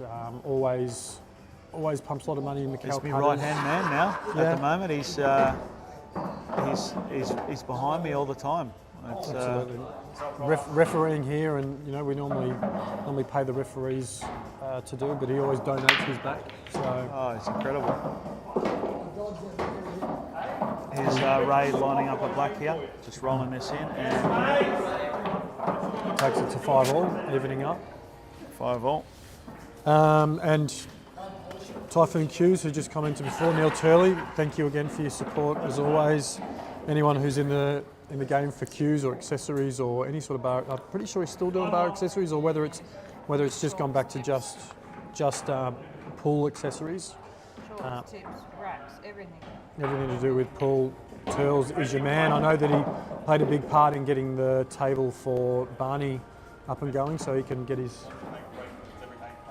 Definitely one of the nicest men in pool. Got a lot of time for Neil Turley. He's willing to help anyone. Every time I go through there up to the Sunshine Coast or whatever, I always stop in and say hello or ring him up, say I'm coming through. He's always hospitable. Yep. Wonderful man, and you want anything from anything to do with pool in that side of the world, you just go, hey, Neil, can you do this? And he sorts you. Yep. So just the pool gear and accessories. So anything to do with pool, he is your man to go to. Located up at Sunshine Coast Way, just north of the Sunshine Coast. He's from Gympie. Yep. So anyone north of Brisbane, get in contact with Turs. He will look after you. Absolute sure. Peter Corwai, I've been on the money cards quite a lot recently, and just having his own little break from pool at the moment, but still a big massive supporter of Reedy's money matches. Ace Plastering, so any of your plastering needs, please get in contact with Pete Corwai. Great what he does. Yeah, I did see. Yeah, I did see it. Everyone knows. So thank you. Yeah, thank you. Stubbsy, Wayne Stubbs, with his wooden custom-made Q cases. He made one for you. You've got one. Yeah, I've got one. Yeah, awesome. That'll go with me to the UK.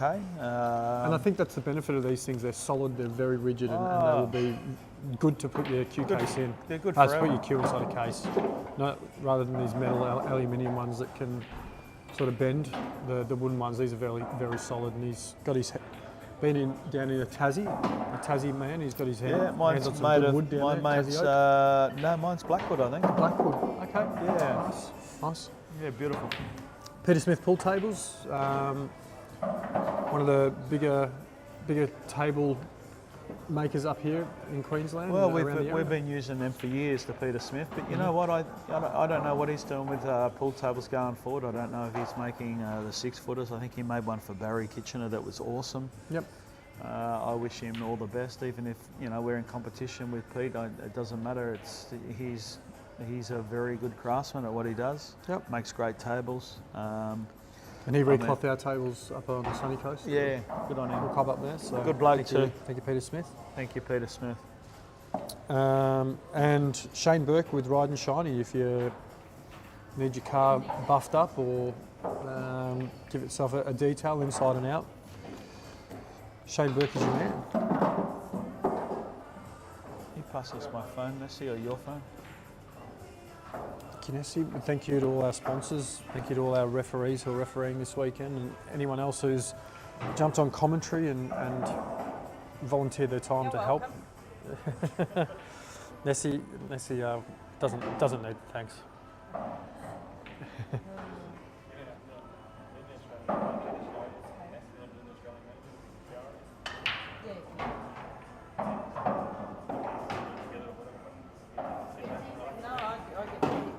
Scotty Torrens has tried to play a turnover shot there and he's somehow managed to loop around the red which he was trying to knock in. No, I'll do the state manager, but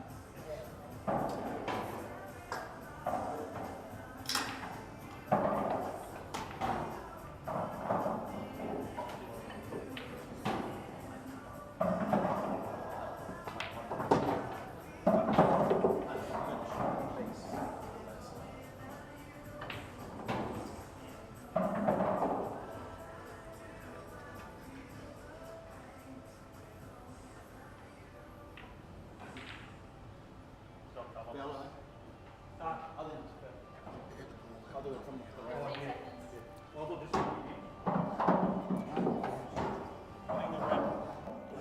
I'll just double check because I thought that one. Yeah, I think the red is too. Yeah.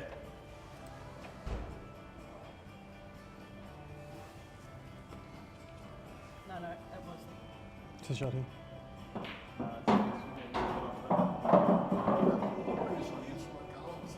I wasn't watching that closely. Yeah, I was. Was the yellow frozen? The yellow was frozen. Hang on. I need to go back. Yeah. No, it doesn't need to be slow. It doesn't need to be slowed down.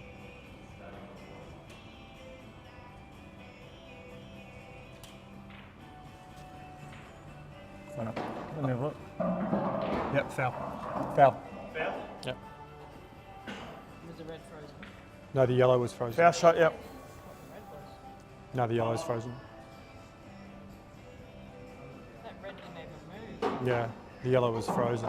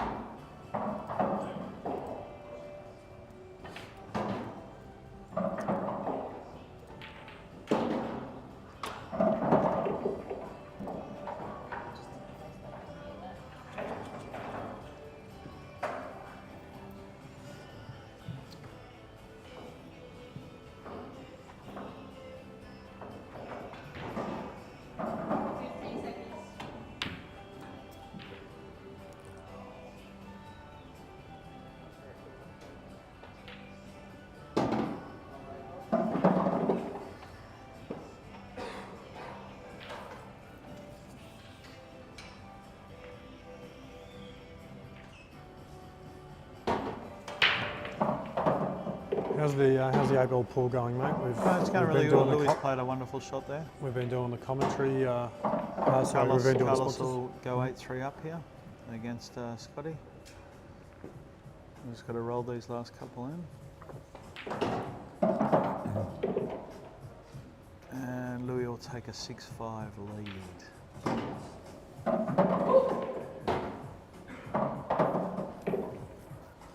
Did he give a bomb there?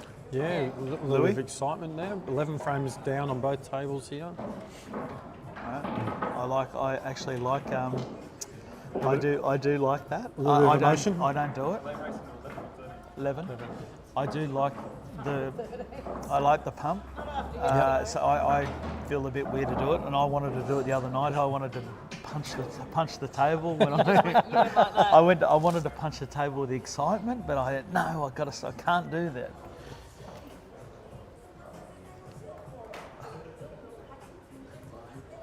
Nothing wrong with the big come on. No, not at all. Boom. Anything that gets you excited, anything that pumps you up. You know, sometimes if you got.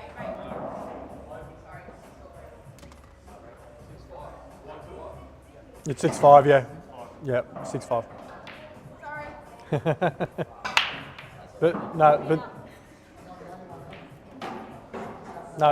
No, well noticed. Like,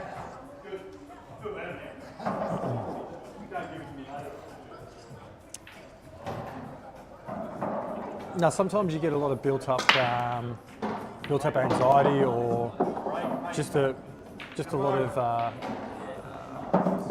You might have a little bit too much energy, and sometimes you just need to release it. And sometimes a little explosion of emotion like that is good. I'm working that out, that you do have to let stuff out. Yep.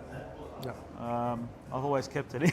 Yes, I did, but I think I need to start doing a few more. Come on! Yeah, look, it might help you. It might help you. I've always prided myself on being able to. Do you do them? hide Do you do the big come-ons? No. I struggle with that. I've always prided myself on showing no emotions, but obviously last night was a lot different. I normally can close everything off and just keep everything in and not give much away. But yeah. Yeah, I struggled with my emotions against Ish the other night. I found that I was getting a bit frustrated, and I've always tried to pride myself on having a good temperament and all that, and I've struggled. Yep. So it's Definitely feel you there, mate. Definitely feel you there. Something I will work on to be better. I need to work on mine for sure. Sometimes it can just, you can want it too much. Yep.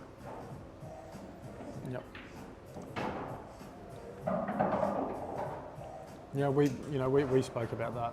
It's something I spoke to you about. So yeah, absolutely correct.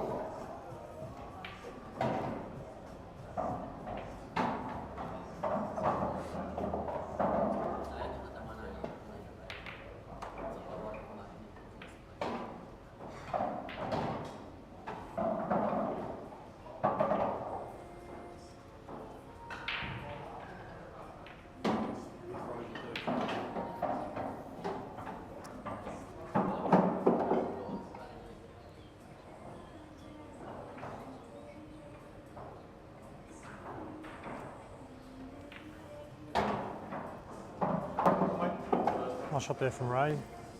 It's a tough 8-ball though. It is a tough 8-ball. Does it go anywhere, or does he have to dislodge it?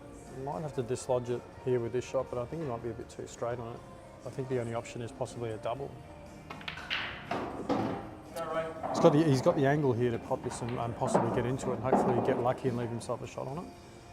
Doesn't have to be hard. He just needs to. It's probably quite natural if he just rolls it in and comes over. Exactly. Doesn't need it to. He probably catches the closest yellow that's going to run into him. It's a shot. It's probably not the best shot, but it's a shot. Not a bad shot. Not a bad shot. If you can get this right over, it really puts him under the pressure. This is like talking about, putting balls in or over. If you went this flat out and you jawed it and it sprayed and went safe, that's, you've got to get this right over the pocket. Well, there's no pressure on your opponent then. It's near a pocket, but still you'd like it to be a little bit closer. Yeah, and you have to make sure that you got it over. Yep. And he's dislodged those two yellows that were sort of together there as well, which is obviously going to help Louie. And these all link up really well for Louie here. He takes this one in the bottom right corner. Oh, he's going centre table. Okay, this is interesting. I would have left this one till last. He tried to kiss out that one on the rail. He's made him worse. I don't see the value. I probably would have played the one That's centre right. table in the bottom right corner, taking the one in the left corner, taking those two that were centre table, take the yellow down the top left be corner, and then he's got the red screwing over this the one in red and- over the back, the yellow over the back. I'll be screwing this one in here that he's thinking about in the middle of the three, and just kissing the one out over the middle and landing then. It's a big shot on these tables at the moment, the way these Well, jaws are playing. Yeah, but you're pretty close to your work, so it's not too hard, and it's a good, 3 or 4 inches off the rail, so it's not too hard a shot just to screw in. But if he doesn't want to play, he doesn't play it. Okay. He's left and up and down now. Left the kick shot. It's touching. I don't really matters. It's touching.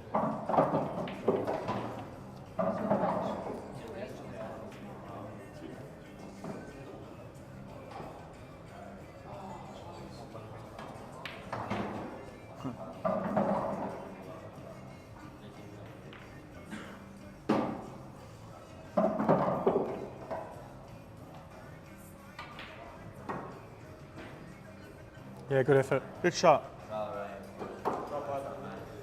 That puts a little bit more pressure on because it's a little bit closer to the pocket now.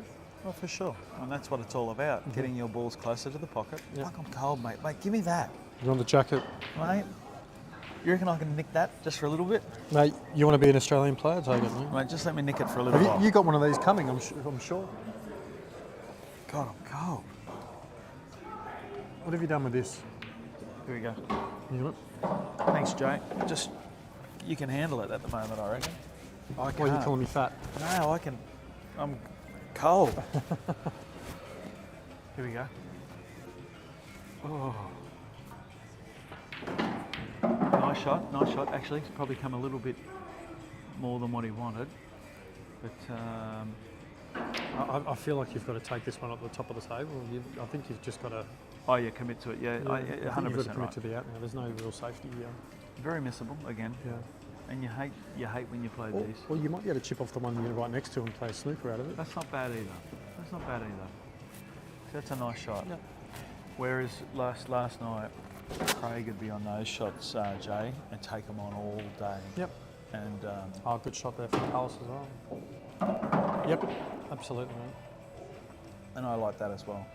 Are you taking this on as a kick shot? No, I'm just doing what he just did there. Mm-hmm. You were talking about the Ray shot then? I was just putting it over the pocket and saying, here you go. What do you got? Look, I think a slow-paced kick shot, giving yourself the opportunity to pot it, but also leaving it sort of in around that area as well. The cue ball would have stayed in the same spot. Give yourself an opportunity of potting it as well. It's almost a free hit. You get a safety out of it as well. Well, he's elected to play in the middle. It's sort of not what I would have done there. I would have probably screwed off the side rail, but he's happy to go in the middle. A double. It's very on. A double. Oh, he's had a whirl at that. Way too hard for these doubles. They kick out at that pace, these doubles. Yeah, of course they do. Okay, and I'll tell you what, he's played a pretty good shot there on the back. But if you're Ray, you Simple can safety. Yeah, look, you can just come off the edge of that and just nestle in and leave another really tricky. See, that's all. And now, if you're Louie, you're in a spot of bother. Face cut double. Well, It's probably the only shot, and it's possibly an off. and I hate that shot there. I'm looking at that and I've got no shot there. You just have to make a shot here. You have to make that one. You have to cut that one in up the top. You have to make it. Are you playing it a bit thicker and hopefully sitting behind the yellow on the right rail? He's just going to try and screw over and get the snooker. No, I think he's going to try and get back down the bottom of the table. I reckon he's going to try and screw over. Oh, no, is he? Oh, my word. It's just one of those ones. Is that 8-ball pool, as you'd say? Yeah. Just needed a ball out in the open. Would have been the perfect shot.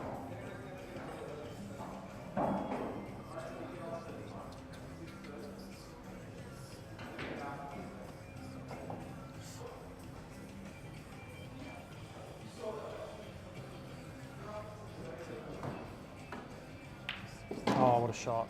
Oh, look at the kiss on that. It's a great shot. What a shot. big shot. One of the biggest shots of the weekend, mate, as far as I'm concerned. Big shot. Big Do you shot. agree with that? Yeah. Just yeah, a really absolutely. good pressure ball. Yeah, absolutely.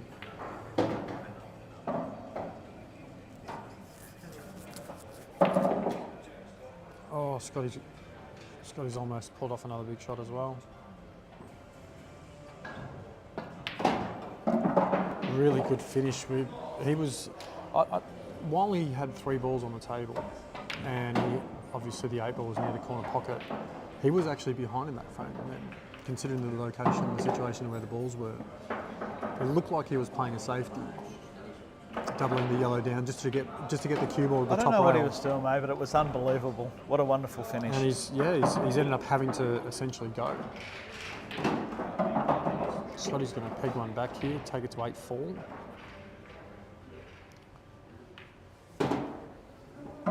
Decides to roll that one in. I was expecting to punish that one in. I think it's that fan that you're feeling. It's freezing. Are you cold or not cold? A little bit. I'm feeling it, but I'm not feeling cold.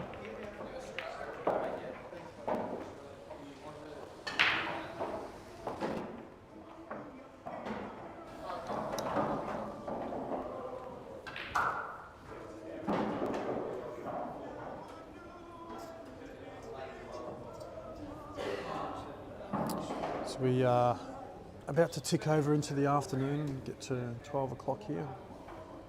Some nice matches coming up, Jay, yeah? Absolutely. After this, we've got Clint Goyen versus Joel Jobson. No, that's actually changing. No? Oh, Clint Goyen versus Milich, yeah? Yeah.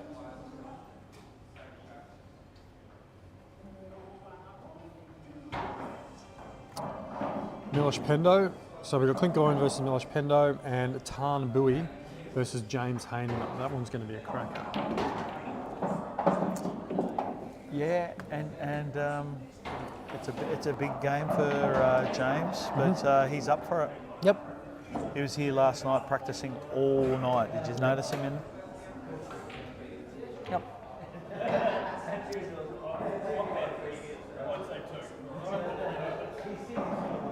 Right up. Yeah.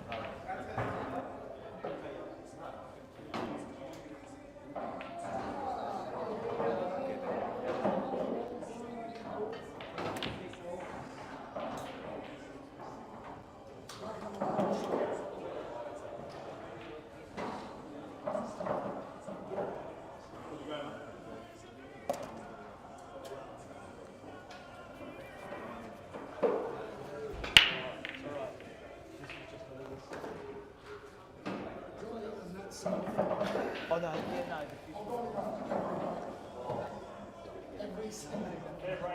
I'm just going to... No, he's muted. Sorry.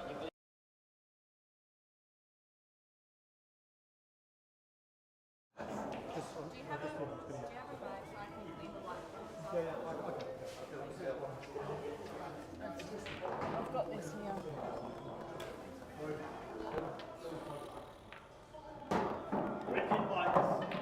Just make sure our tabs. Is that you? Show me.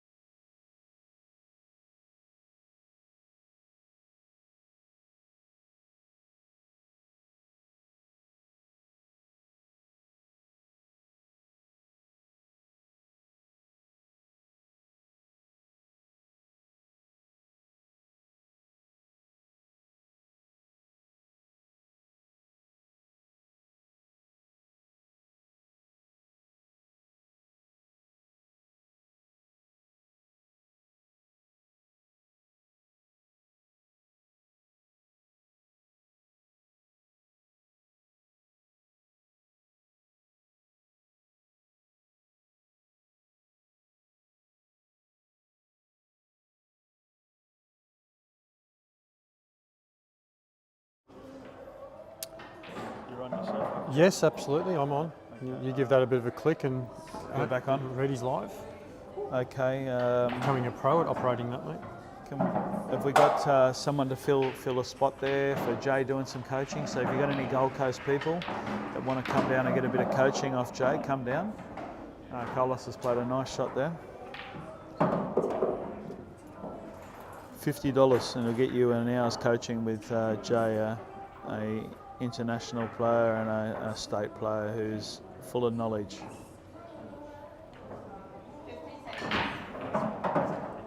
One thing I've sort of noticed with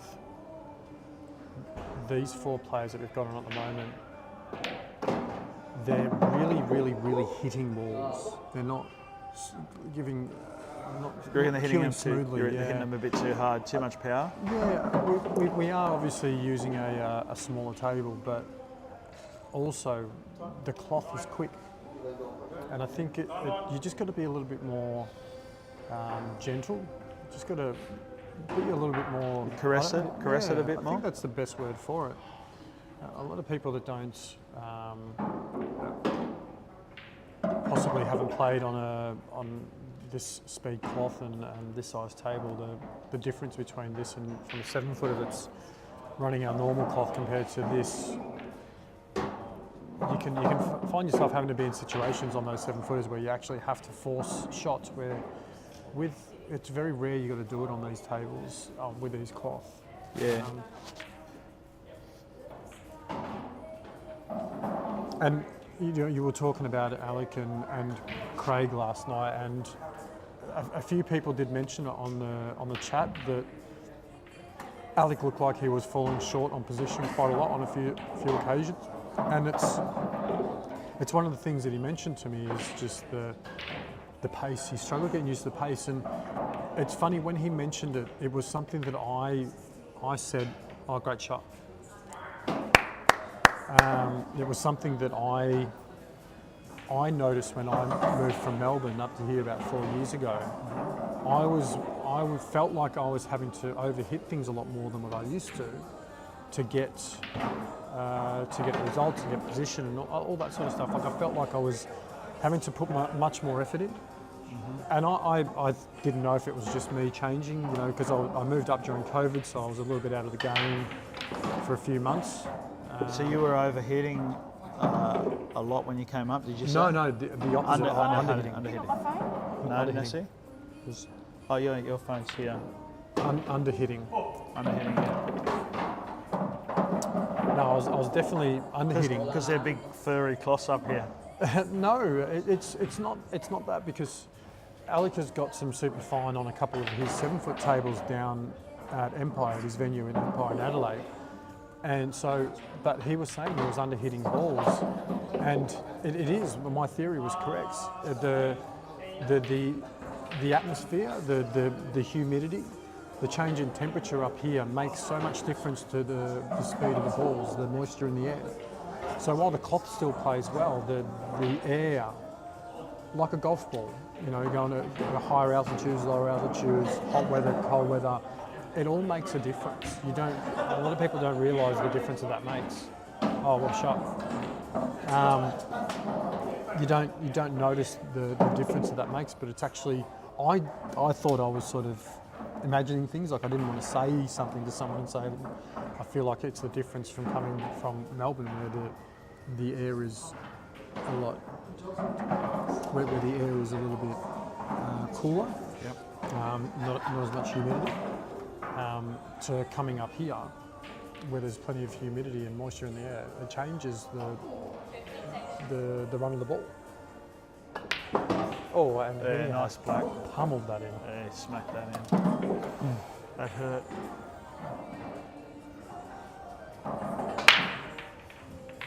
No. Yeah, I agree with you, Jay.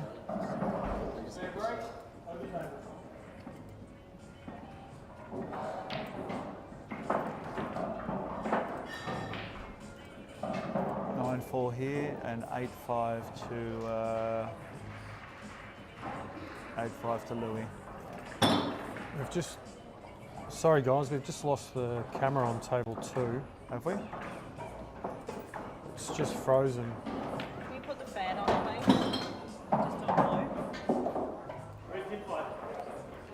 Let's try and fix.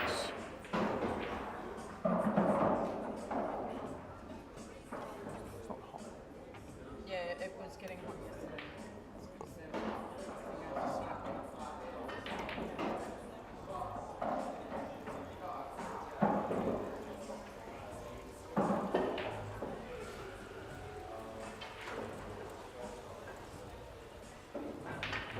Thanks, man.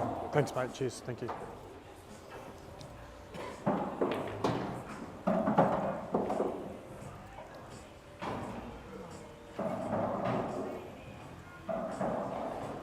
My name is. Just want to use this one, the interview camera for now, just to, at least we can watch. It's not going to be the best of views, but we might just throw on the interview camera. No, because that gets that tape. No, just leave it. Fix it. That's what we need.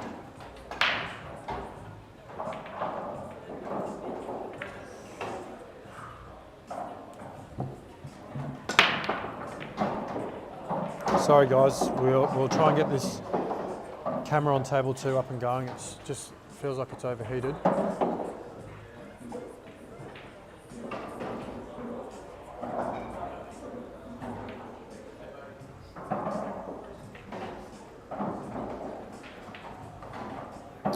I'm going to tuck into some breakfast. I'll let Reedy captain the ship.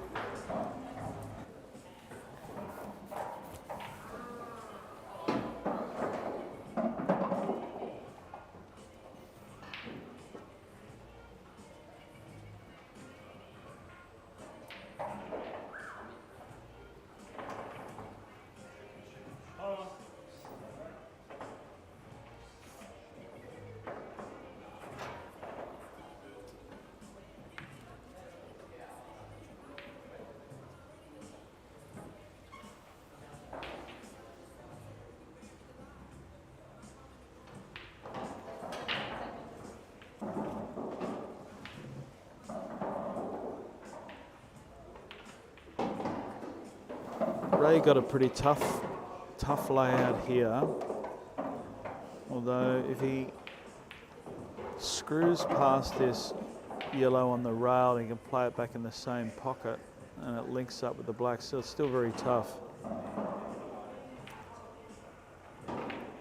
Okay, screwed past it. He's right the way down the table. He would have liked to have been a bit closer to his work. But if he can just dribble this one in, leave himself the linking ball in the middle. And he's played that really well. If this goes, he might be able to run through, get a kiss on the red, and he'll be perfect on the black. Carlos has played a good shot there. No problem looking at that because that's just the double shot that was taken before.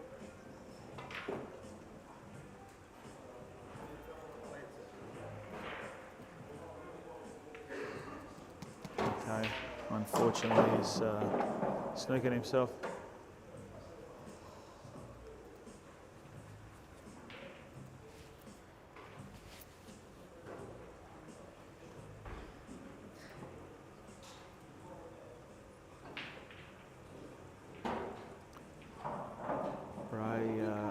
Yeah, it's cold. I've got Jay's jacket.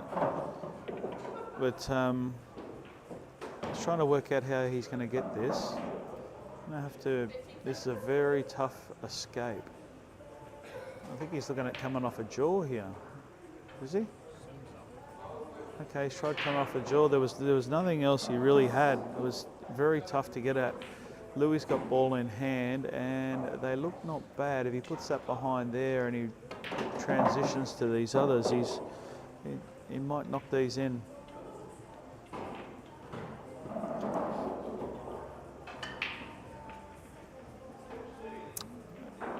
These are fiddly shots because you worry about doing the push shot that we never used to have to worry about in the old world rules. But in these rules, push shots are illegal and they're scary little shots when the balls are close. He's missed his first one. Hasn't left Ray a lot. Ray's just going to go up and down the table. Hopefully he can knock it in or put it over the pocket and put the pressure on.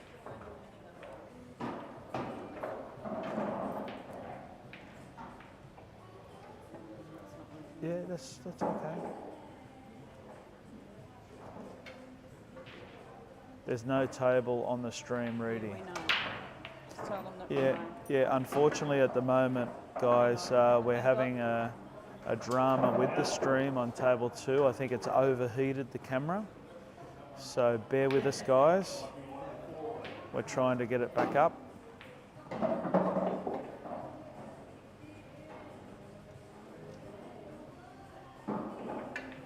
Do we know what's happening? It's an overheating issue, is it? No, it's probably, I don't know.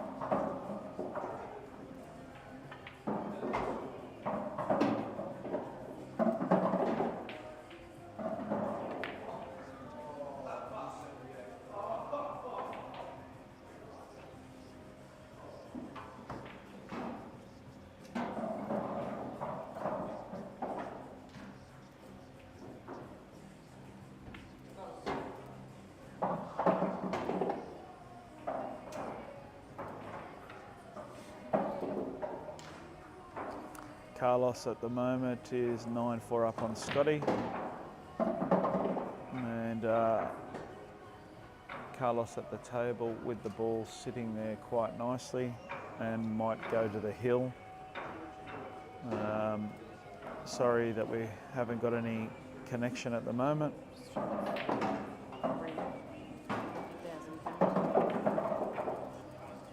Carlos has missed, hasn't left a lot for Scotty.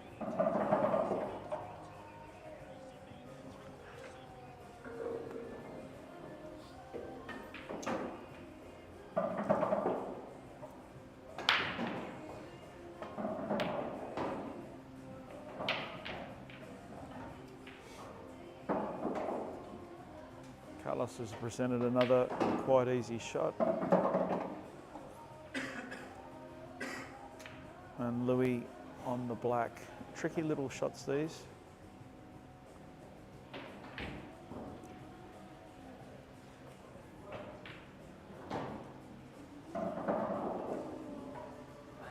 Play these with a little bit of bottom.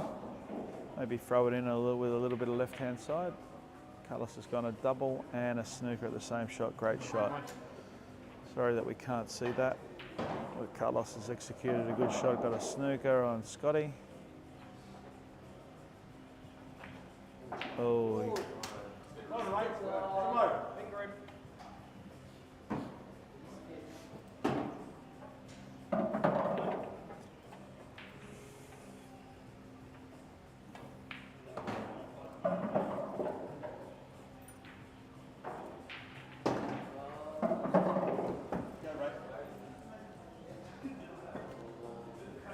Sorry guys, if you tuned in, we've lost one camera and we're trying to get it back. 2 minutes. 2 minutes. Give 2 minutes and we'll be back, we're told.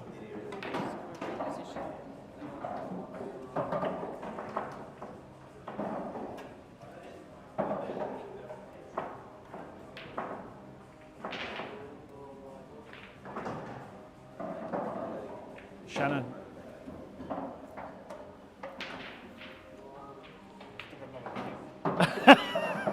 And another goal.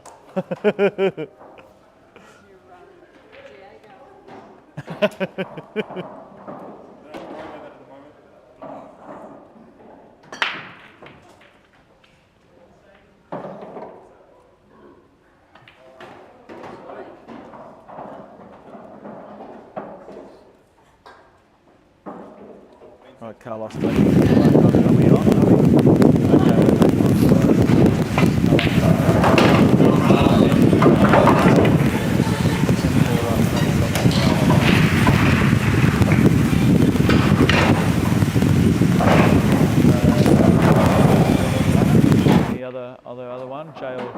will join me in a second after he's finished having a bit of an eat up. Looks nice. I really want some, but I can't have it because it's bread and You'll start coughing. yeah, I'll start coughing, she reckons.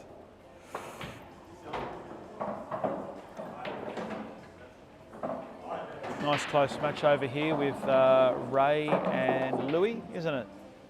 Beautiful match. Who won that last one over here? Carlos has gone to the hill. 10-4 up. Scotty's, he's not gone, but it's, he's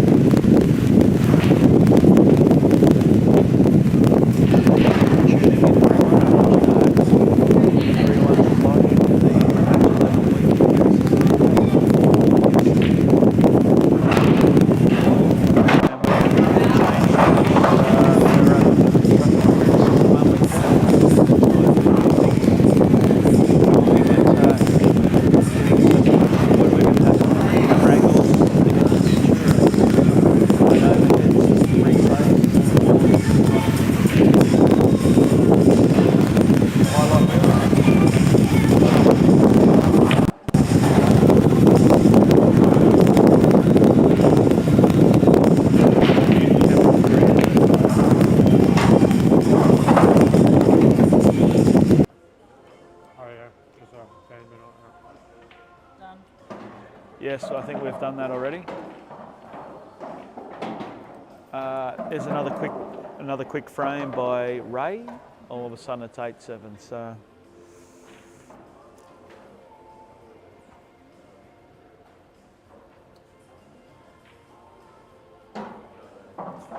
8-7 to Ray. I did do the early cry, but you know I believe they're in, and some sort of like a kick in front, isn't it? In front of goal in the AFL. They can go wrong, but more than likely you're going to get it.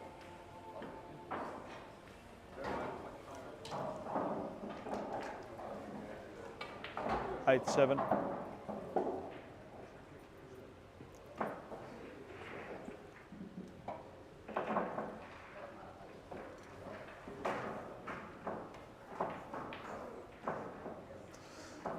Aaron Goodfellow, thanks mate. Good to see Aaron Goodfellow in his last match having a crack, and he said he's going to come back on the next card, possibly later on in the year when he's done a bit of practice and ready to go again. And good player is Aaron, so we look forward to getting him back.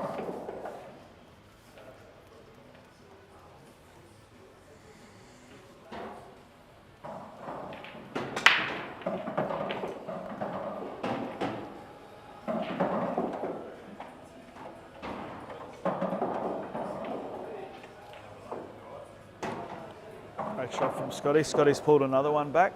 A couple more of these and all of a sudden it's 10-7 and the pressure will start getting on Carlos. But that's 10-5, so he's chipping away. Carlos on the hill. Hello, Reedy, I'm back. How are you? Back, mate? Yeah, Well, I'm good. I'm here. That's nice. Excuse me. Don't forget, guys, coming up straight after this, we've got Clint Goyen versus Milich Pendo, and Tarnbury versus James Haney. Coming up at 1 o'clock. Ray's rattled off a couple of frames. I think it's he was 8-5 down possibly in the now it's 8-7. Got a good record in his money matches, has Ray. I think he said he'd won 6 of his last 7. Nice. And both matches are chugging along at the same rate. Both of them 15 frames completed. Just another thing for future things, is there some sort of thing, I'm not good with the technology, where we can keep a bit of a statistics online of people that they've played X amount on Reedies and they played such and such, and we can get that? Absolutely, that's something that you can sit down during the day and go through your videos and see who's played and who's won and who's lost. That's something you can do. Okay, and that can be put onto a thing where we can look at records and Yeah, I'm sure it can be on the Reedies Facebook page. match people up, head-to-heads and all that. I don't know how you go about that. That'd be great. Yeah, absolutely, that's something that can be done.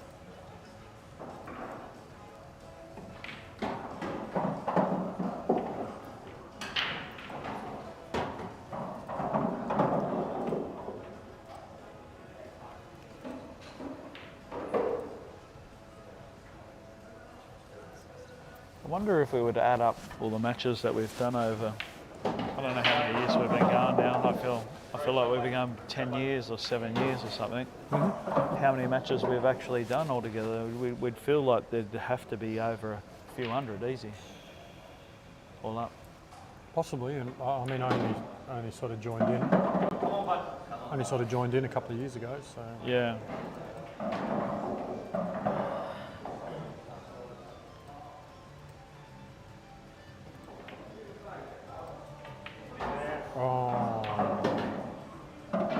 And look at the angle Louie's got on this red in the right centre here, just being able to knock this in and probably push the black out to the bottom left corner.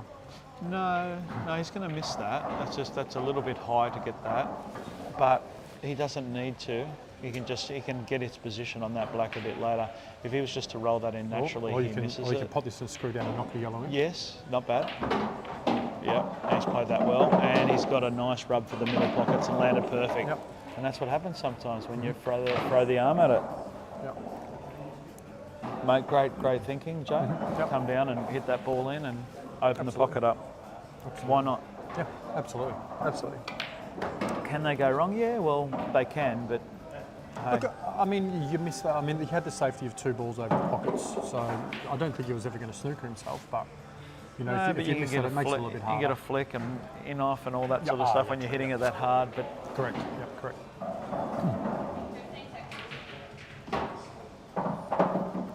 These look pretty regimented here. and that was Carlos, if that goes- a really good chance for Carlsego match there.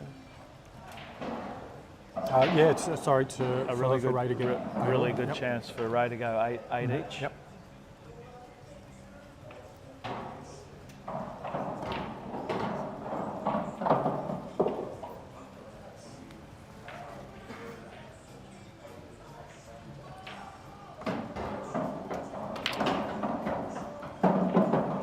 Scotty's having another crack. Like I said, mate, if he could win a couple in a row and he can get it back to about 10-7, the pressure's starting to get on Carlos. I think Scotty's just going to have a little bit more control here. He's just overplaying just to a little bit too much power. And we're talking about the finesse on these tables is important. He doesn't want to be sitting up against him. No, He's he'll be going to be okay. right. He's got enough cue ball to play with. He can cue this. He's not too hampered. And Louie's you know, played that. with the layout that it is, you probably Oh. he has thrown everything at that. Oh, hang on. Oh, look at this! Not this time. You done that? No, Okay. guys on table one are going to have a break. Scotty's done a Scotty. Yep. Shannon, did you see the Scotty doing a Scotty there? Didn't go out, not this time.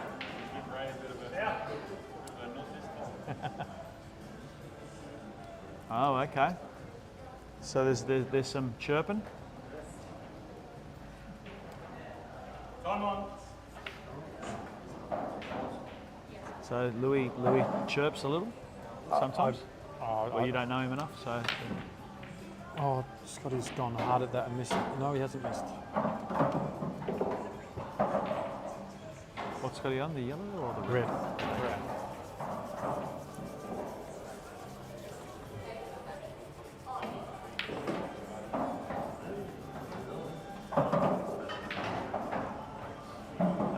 sudden it's going to be 10-6. 10-6. And with another win after that one, 10-7, and you just never know with this game. A couple of, then I deny a couple of flukes there, back-to-back flukes and back-to-back shots. We will go into a break on both tables. Just a reminder, we've got Clint Goyen versus Milich Pendo coming up next, as well as Tarn and James Haining. We'll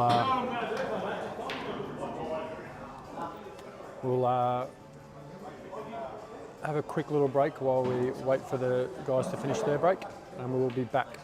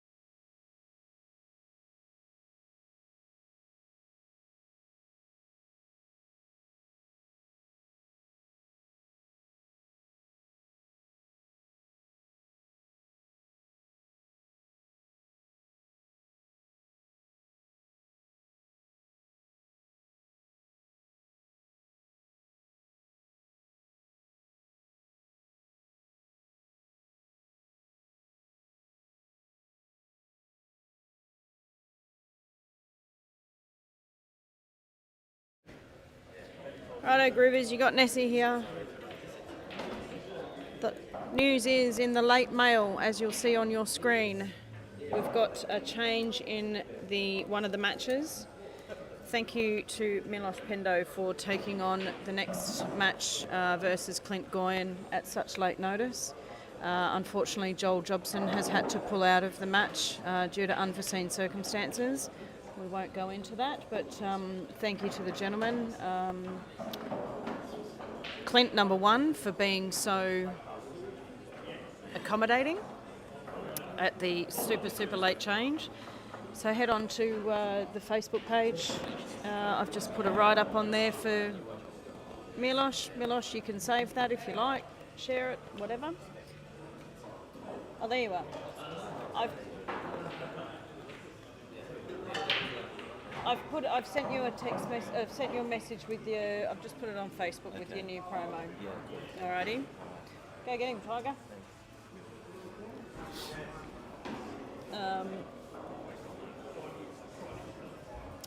So thank you very much to Milich for taking this match on. He's been here all weekend practicing, and he said to Brent last night, he just came up and he said, we actually were asking everybody, have you heard from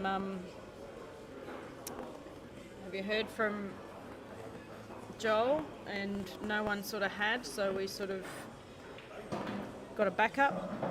No, unfortunately, Jamo, not today. We've got no big ones today. We normally do those on the Saturday, so when they win, they can go off and celebrate. But yeah, we've got coming up, we've got Clint Goyen and Milich Pendo and Tan Bui and James Haining. And then Steve Curtis and Marcus Schubert and James Olsen and Timmy Jenkins finishing up the afternoon. So if you're in Melbourne and it's cold and raining, grab your winter woolies, kick back, and you can watch the rest of the afternoon of pool. It's a beautiful day here on the Sunshine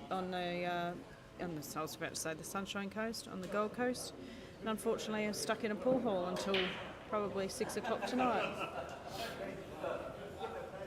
All while Alec and his beautiful wife are up at the netball.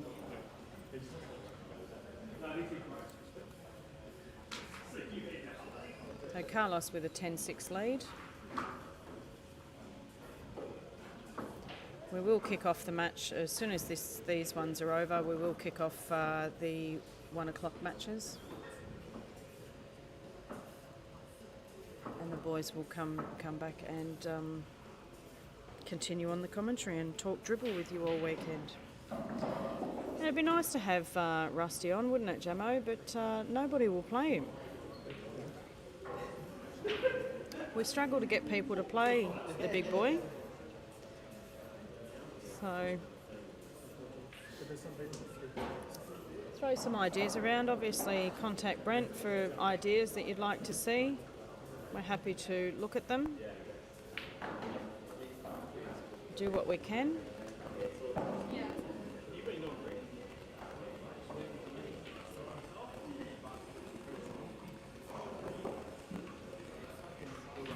So I'm not sure if ever you've seen this Louie Gandia, but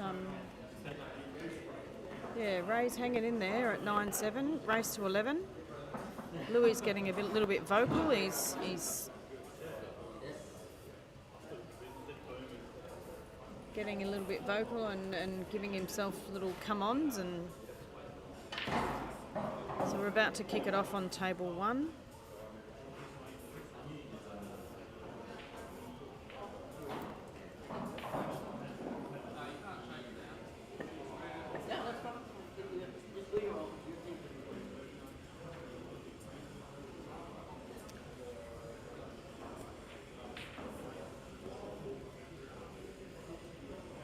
I think Emily's been racking the balls all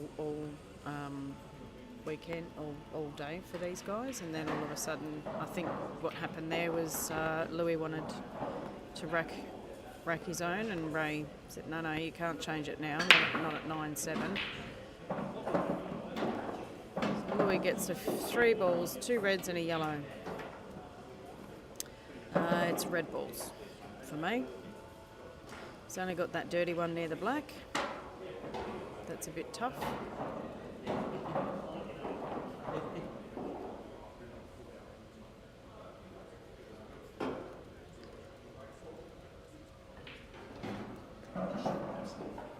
Do apologise for earlier. Hey, Stace. Do apologise for earlier when the camera blacked out. Unfortunately, sometimes these things happen with technology, and we do try our best in the background to fix it quite swiftly. And we're about to kick off as well. About to kick off on table 2 as well, back from the break.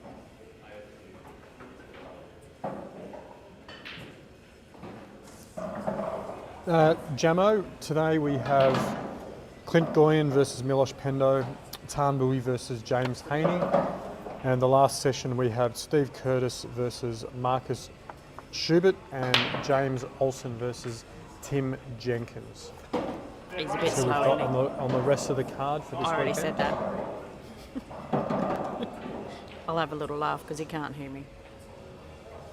What's that? I'm just saying. I'm just whispering. I'm going, I've already said that. Oh, carry on. I just went, but I'll let him go anyway. Hopefully I'm not unmuted. No.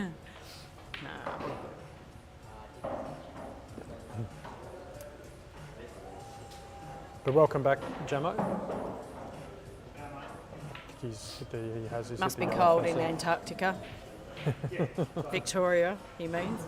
That's Mexico. why I don't go down for my mum's Mexico. birthday. Yep.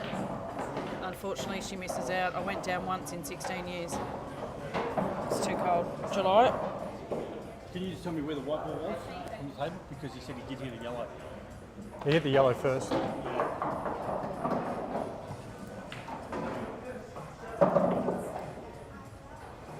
think it was about that.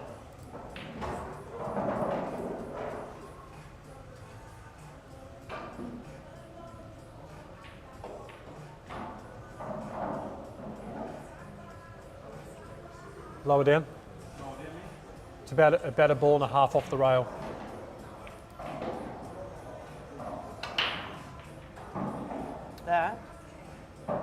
There. Lower down, about a ball and a half off the rail. Half a ball further up and you're good. Yep, done. That's a little bit far, isn't it? Looks the same. I think that's a little bit far. There you go.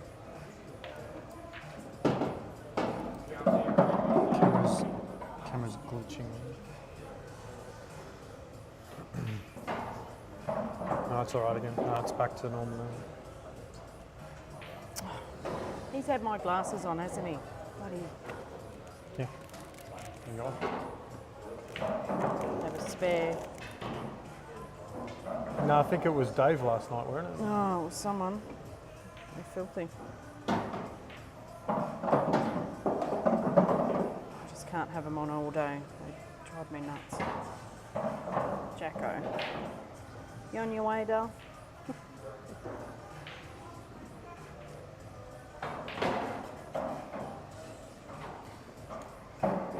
Tough shot here for Ray. Cue ball being so close. We might see Louie play a turnover shot here. Skill shot. Almost going a little bit too far there.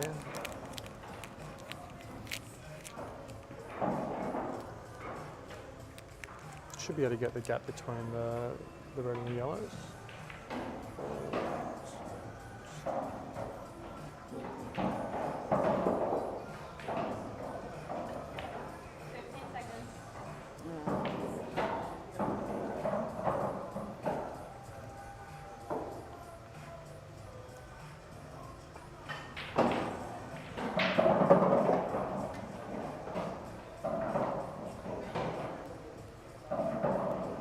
Louie try to play turnover and obviously leave the cue ball behind the 8. Left Ray on.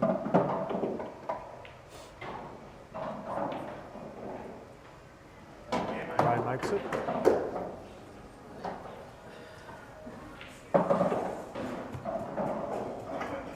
Not going away lightly. No, it's quite a little tussle going on here. Makes it. Back to a 1 frame buffer.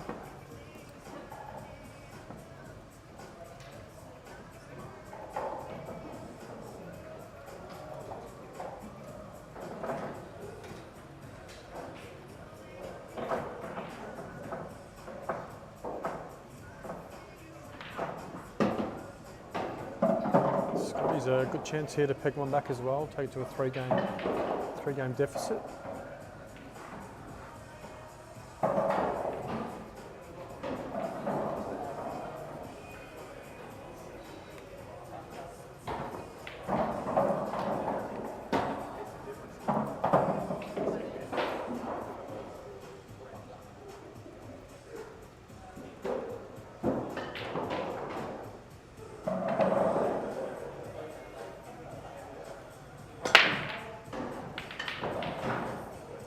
Hurts to get a dry. That hurts to get a dry break at 9-8. Does. Nice split. Reds are looking pretty good.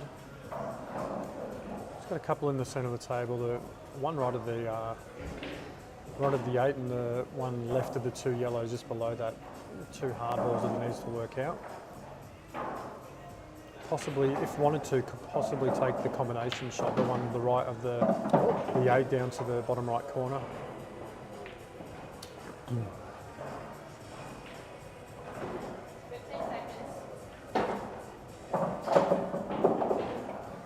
Still got a bit of work to do, Louie. He's from up your way, yeah? Yes, correct. Lives quite close by. Great shot, Paul Scotty. Really well controlled. Great shot. Yeah, great shot, Scotty. He's a fighter, our Scotty. He is. The 2 Gold Coast boys hitting it off. Takes it to 10-7.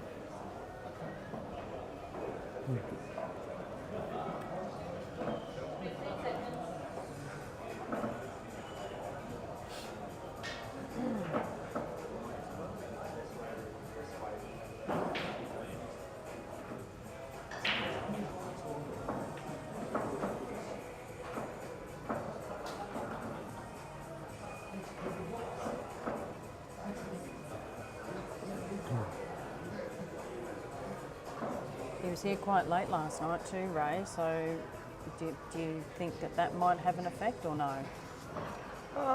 I think every time we see Ray play, I think he's usually got the pretty same solid. sort of attitude and always out having a drink and He's playing young, some I pool on the guess. tables. I think it's just who he is, and if he's comfortable that that's the way he wants to prepare, then that's the way he wants to prepare. I know it's not the preparation a lot of other players would take, but Yeah. each of their own. To me, yes, that would be a hamper to my game. That's for sure. You know what? Brent would play a money match every week if he could, because then I'd just leave him alone to just prepare. They'd do you both a favour. And yeah, he gets his own way.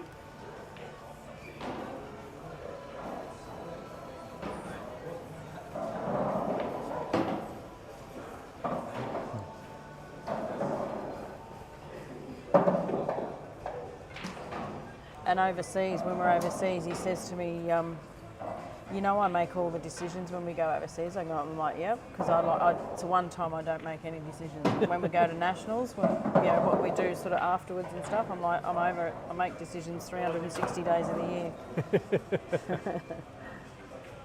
He chooses where we go, what I eat. I'm just like, he says, what do you want? I go, I don't care. As long as it's food I like. You order whatever. I'll literally switch off. I'd like to give a shout out to Kira Sloches too, for the Australia team manager. She's done an amazing job in raising $10,000 for It's the 11 Australian.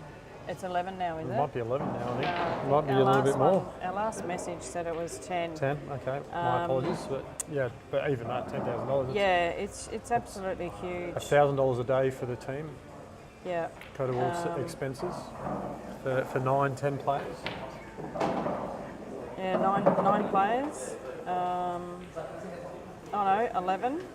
It was 10, and then it came in 11. So yeah, it was. It's awesome. So she's done an amazing job. So essentially $100 a head per person a day to have a couple of meals and have a couple of drinks and just help with the expenses of the normal day-to-day cost of living. Yeah, it's huge. Well, I think too. Something that you didn't need to do as well. No, she didn't. No. 100%. You know, she's an artist too, so, and a bloody good one. Sketch artist, yep. Yeah, she does sketching. I can't. I'm a stick men and houses kind of girl. I can't even make a stick man look like a man. I can't even draw a fish. Or even a star. Like my stars are even lopsided. They don't have. Hopeless. Yeah, I don't have artistic talent at all. Yeah. My cousin's pretty good actually. He does that. It's like spray paint. What's it called? Airbrushing? Yeah, he does that. He does some absolutely amazing stuff. It's just off the charts.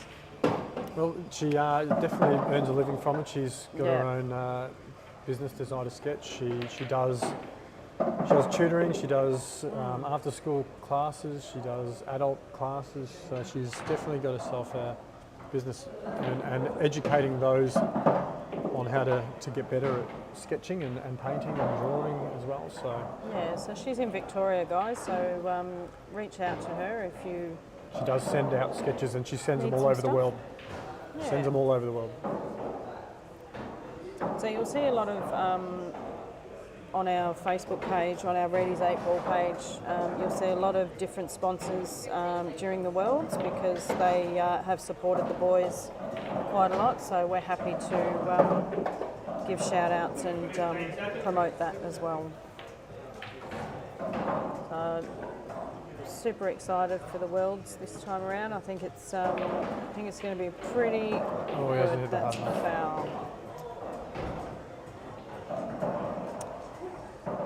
That hurts. That hurts. Do you think he'll get back to the table? If he maps this correctly, he probably shouldn't be getting back to the table. Yeah. He's just got to map it right. 15.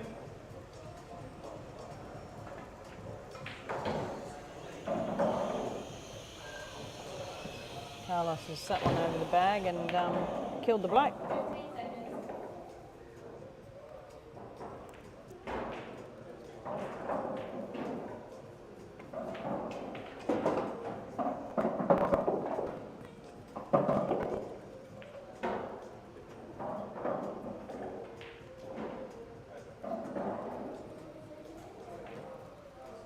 Locked in, just had a good chat with Brendan, locked in Christmas cup.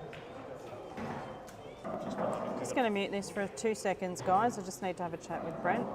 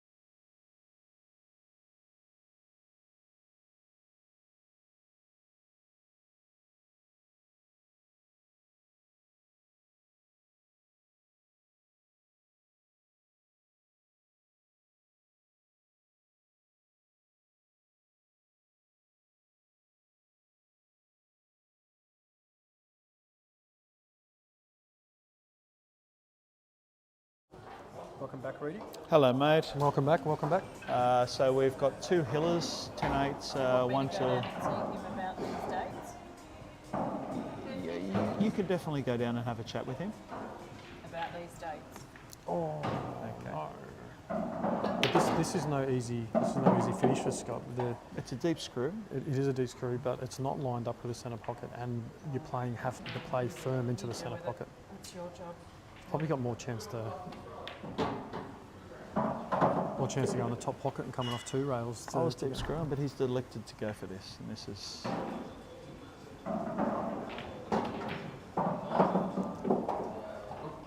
If he knocks this yellow in, it is a result. All Carlos has to do here is avoid the in-off. I know he's going to want to get the cue ball down the table as far as he can to make it an easier 8 ball. But he's just got to avoid the in-off. You got to right on the edge of the pocket. You're going to catch a bit of the jaw.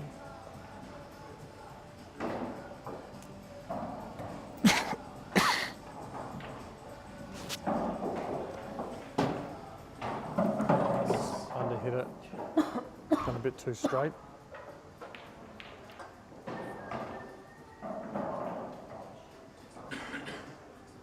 How's he playing this here?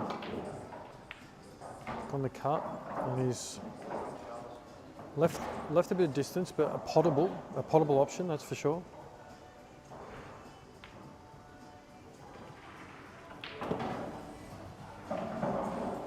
You taking this on, Reedy, or are you trying to play it safe? Definitely, you've got to take this on, mate. There's no safety here. As much as I'd love a safe, there's no safe here. Oh no, oh no, oh no, that's going to be game over. That's going to be game over. Carlos with ball in hand on the hill. That's a herder. Yeah, that one hurts. Time on.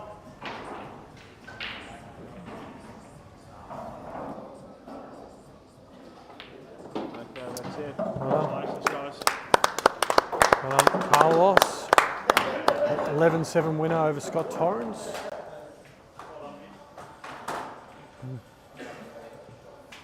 We can turn our focus onto table 1. Watch the final frames of Louie versus Ray.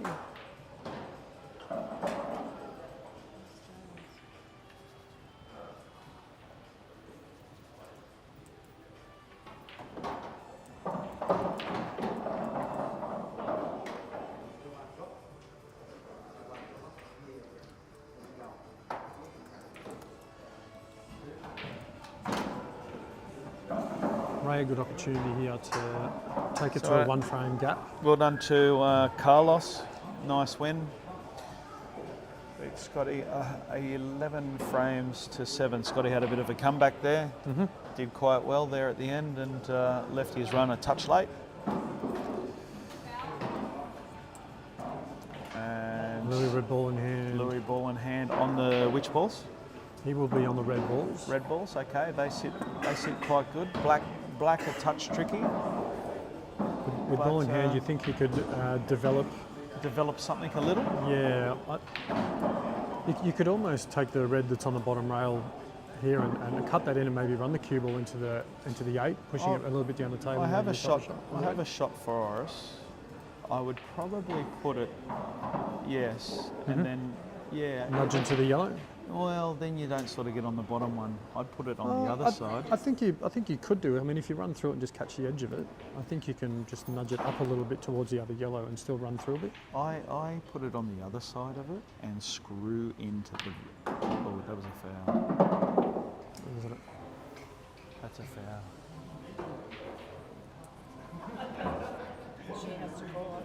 Wait, I'm gonna stop it. Can we just stop for a second? Can we just stop for? We're just going to have a look at something. We're just going to interject here because I think that was a push shot, possibly. I'm just going to have a look at that shot there, okay? I believe that was a push shot, but we're just going to have a look, okay? Sorry to interrupt there. No. I don't think it was. So it went up. Let me. Put your glasses on, Brent. No.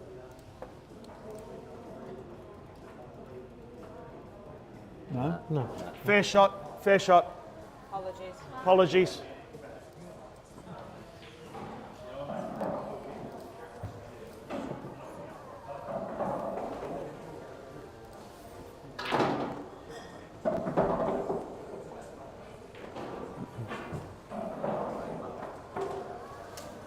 Honestly, I felt sometimes you feel you see things. It didn't really. Am I on here? I don't know. Yes, you are. Yeah, I thought that might have been a push shot, but anyway, no, it wasn't.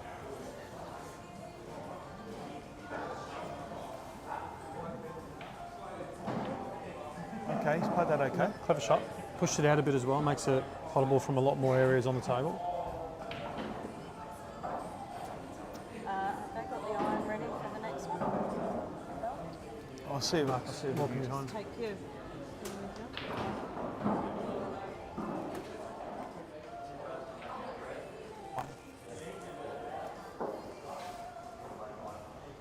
Okay, so we're just getting the iron ready for the next one. Good attempt there from Ray, but hasn't. Glad you gave me this jacket, mate. Are you cold? I'm freezing.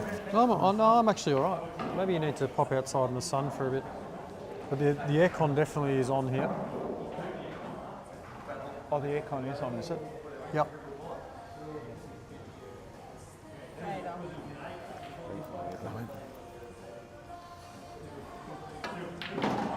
Oh wow, this is knocking the 8 in nearly. Oh, look at this. Oh wow, he is on that. He is on that.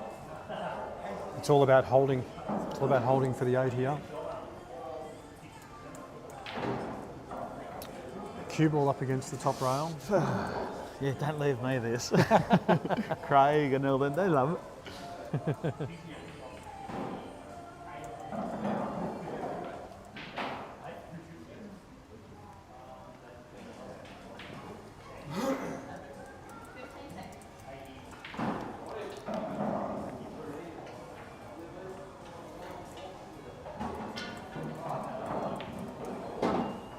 What a shot. What Yeah, a shot. nice shot. What a great shot. There's a really, really, really big pressure shot. That was a And lovely shot. off the top rail.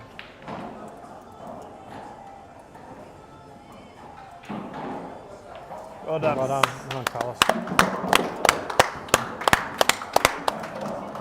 Well done to Louie Gandia taking out Ray Milich 11-8.